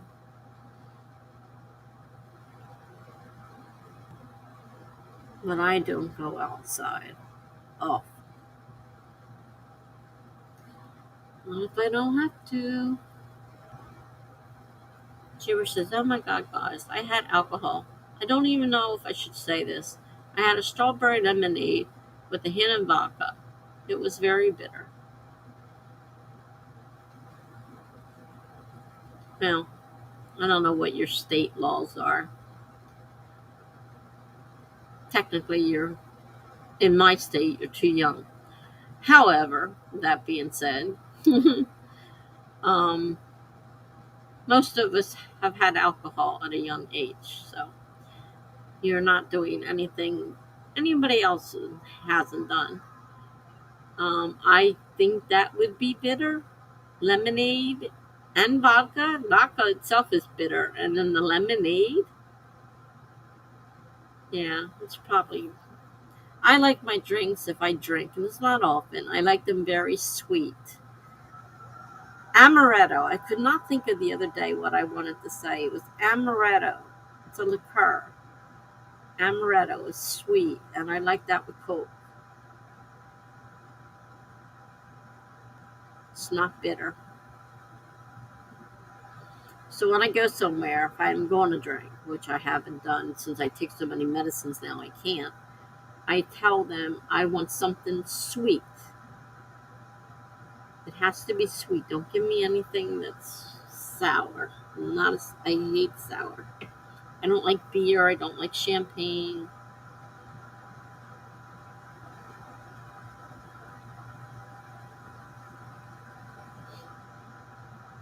I had something. It was good too. Um, what are those things called? Oh, they're little candies. They're fruit candies. Can't remember the name of them. They make a drink with it, and it tasted just like those candies. It was really good.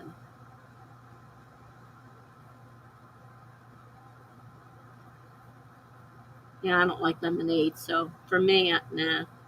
The strawberry part, fine. Lemonade, no. Don't like lemonade.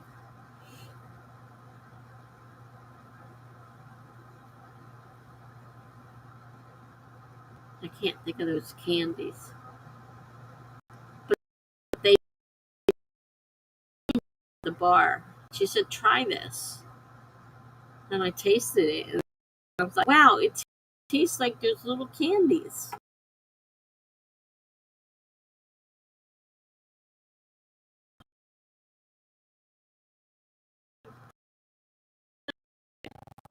Remember, little candies, and they're drink, and I can't remember the name of it. Was a nail before. It wasn't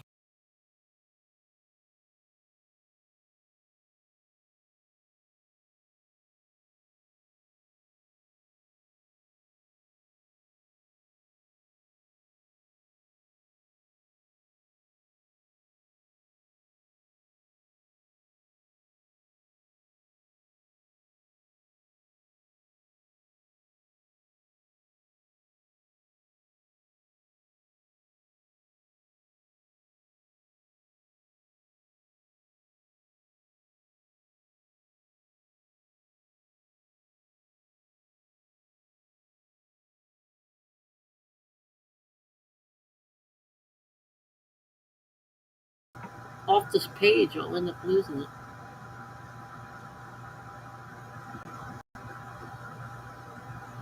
I don't like screwdrivers either. They have vodka in them.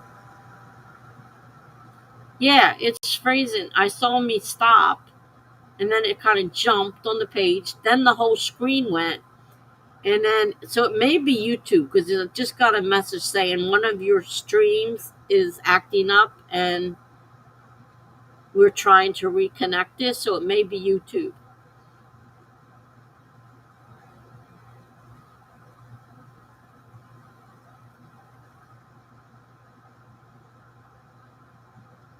Okay, you saw that? Yeah. Yeah, it did.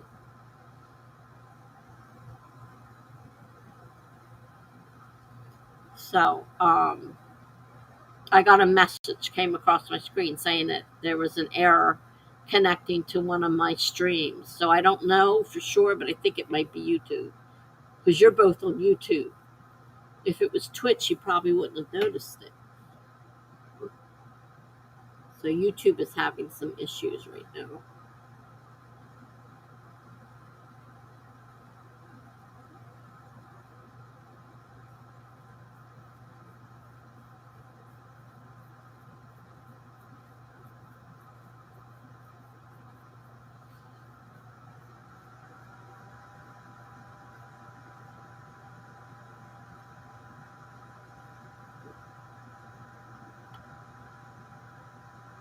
Yeah, so I like my drinks sweet.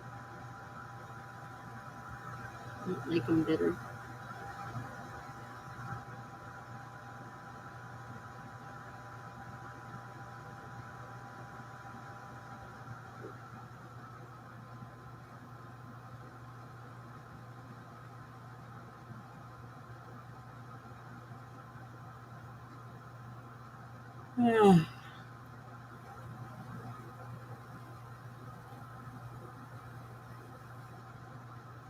It's almost 2 o'clock.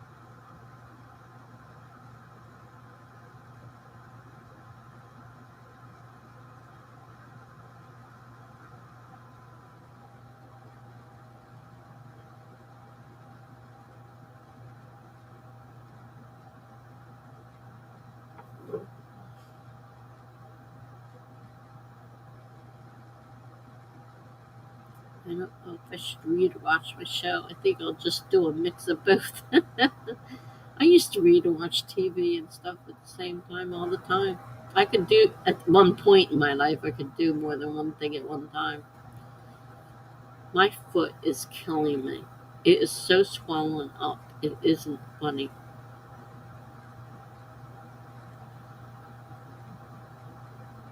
Talk about pain. I might turn something on. I'm feeling the same way. I need to eat. I'm starving. And I need to take a pain pill because I'm in pain. And I need to restart this computer. Tired, but not tired. Kind of restless.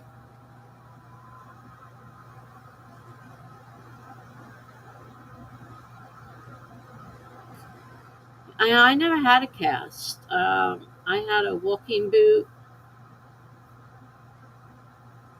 I was in a sprint for the first 2 weeks, and I was in a walking boot. And I've been out of the walking boot for a couple months now.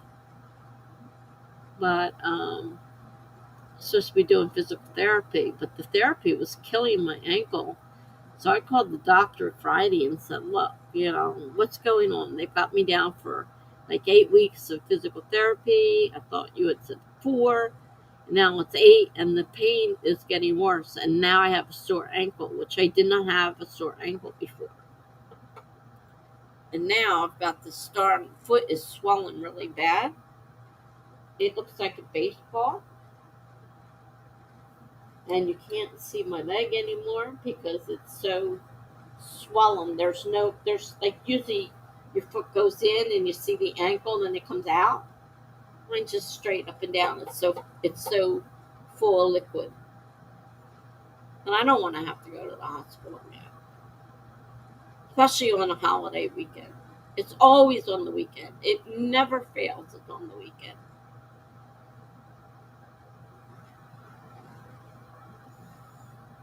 So I don't know what to do. I may have to call the doctor. Because it really, really is so swollen it hurts a lot. I don't think I could get a shoe on it if I tried right now. I don't think the shoe would go on.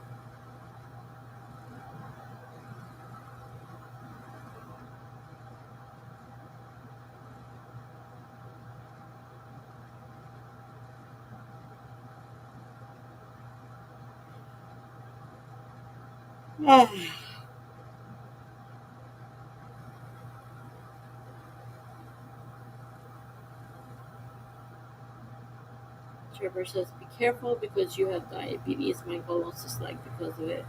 Sorry, I don't mean to scare you. Don't worry, I know all about it. You're not scaring me.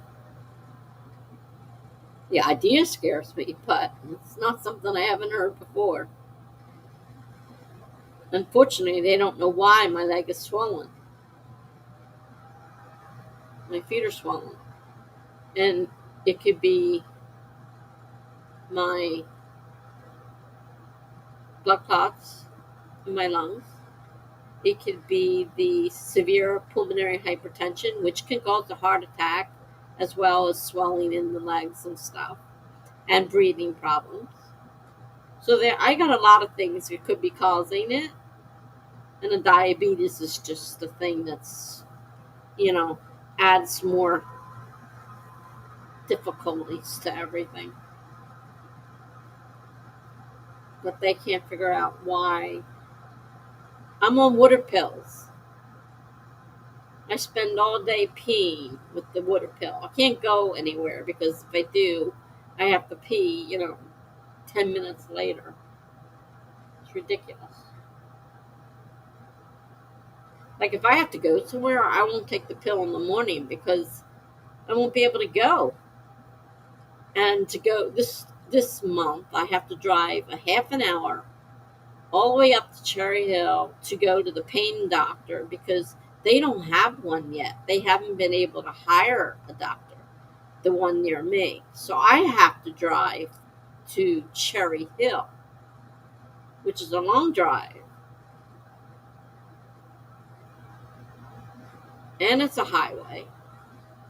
I'm really not happy about it at all. But if I want to get my pain pills, I don't have a choice.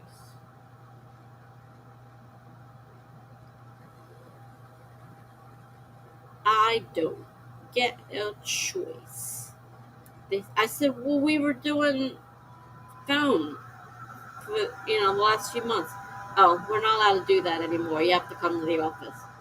I said, Cherry Hill is nowhere near me. I'm sorry. You have to go to Cherry Hill. They could have been worse. They could have said East Orange, and that's all the way up at the top of the state, like 3 hours from here, one way. So I guess I ought to be glad it's Cherry Hill and not the other one.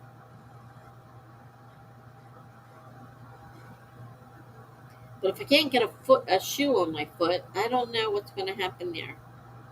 That appointment's on the 13th. Right.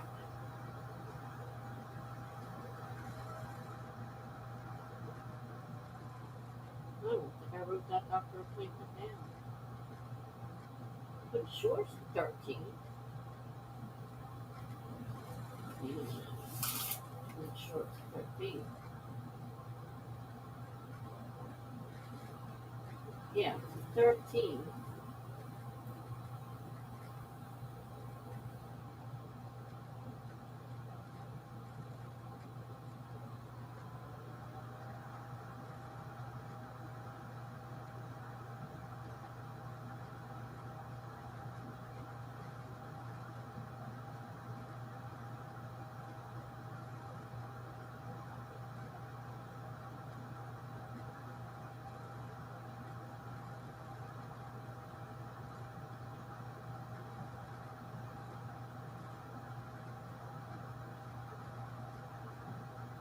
Yeah. Well, how am I gonna get all this stuff?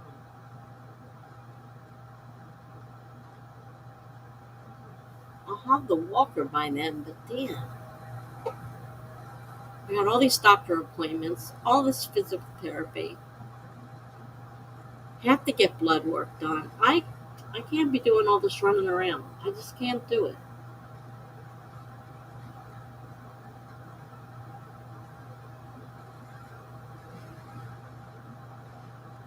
Trying to figure out if that's a bug or not. Looks like it's in a different position. It might be a bug.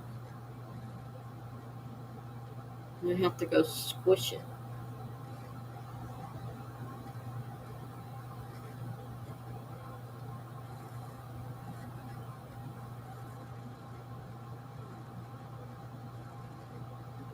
Well, I need to go take my pain pill and get something to eat.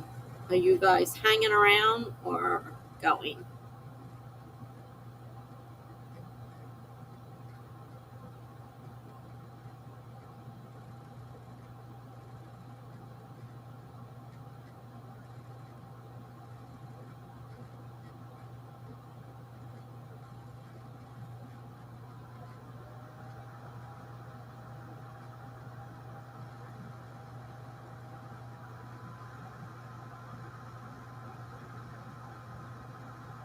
Alright, Jenna's going to watch something and decompress. So I might as well end this because Gibber says she's going to watch something and read. So I'm going to go ahead and end the stream then so I can get my pill. And you might see me somewhere tomorrow. I don't know about Nikki's, but that's supposed to be at 8. I'm not sure I really want to go there. I know somebody else's streams at 8 o'clock on Sunday, so I would go there before I go to Nikki's. And if Funky were to stream, well, then we'd have Funky. So maybe my Funky will stream, who knows. Alright, you're welcome. Good night, you guys. I'll see you later.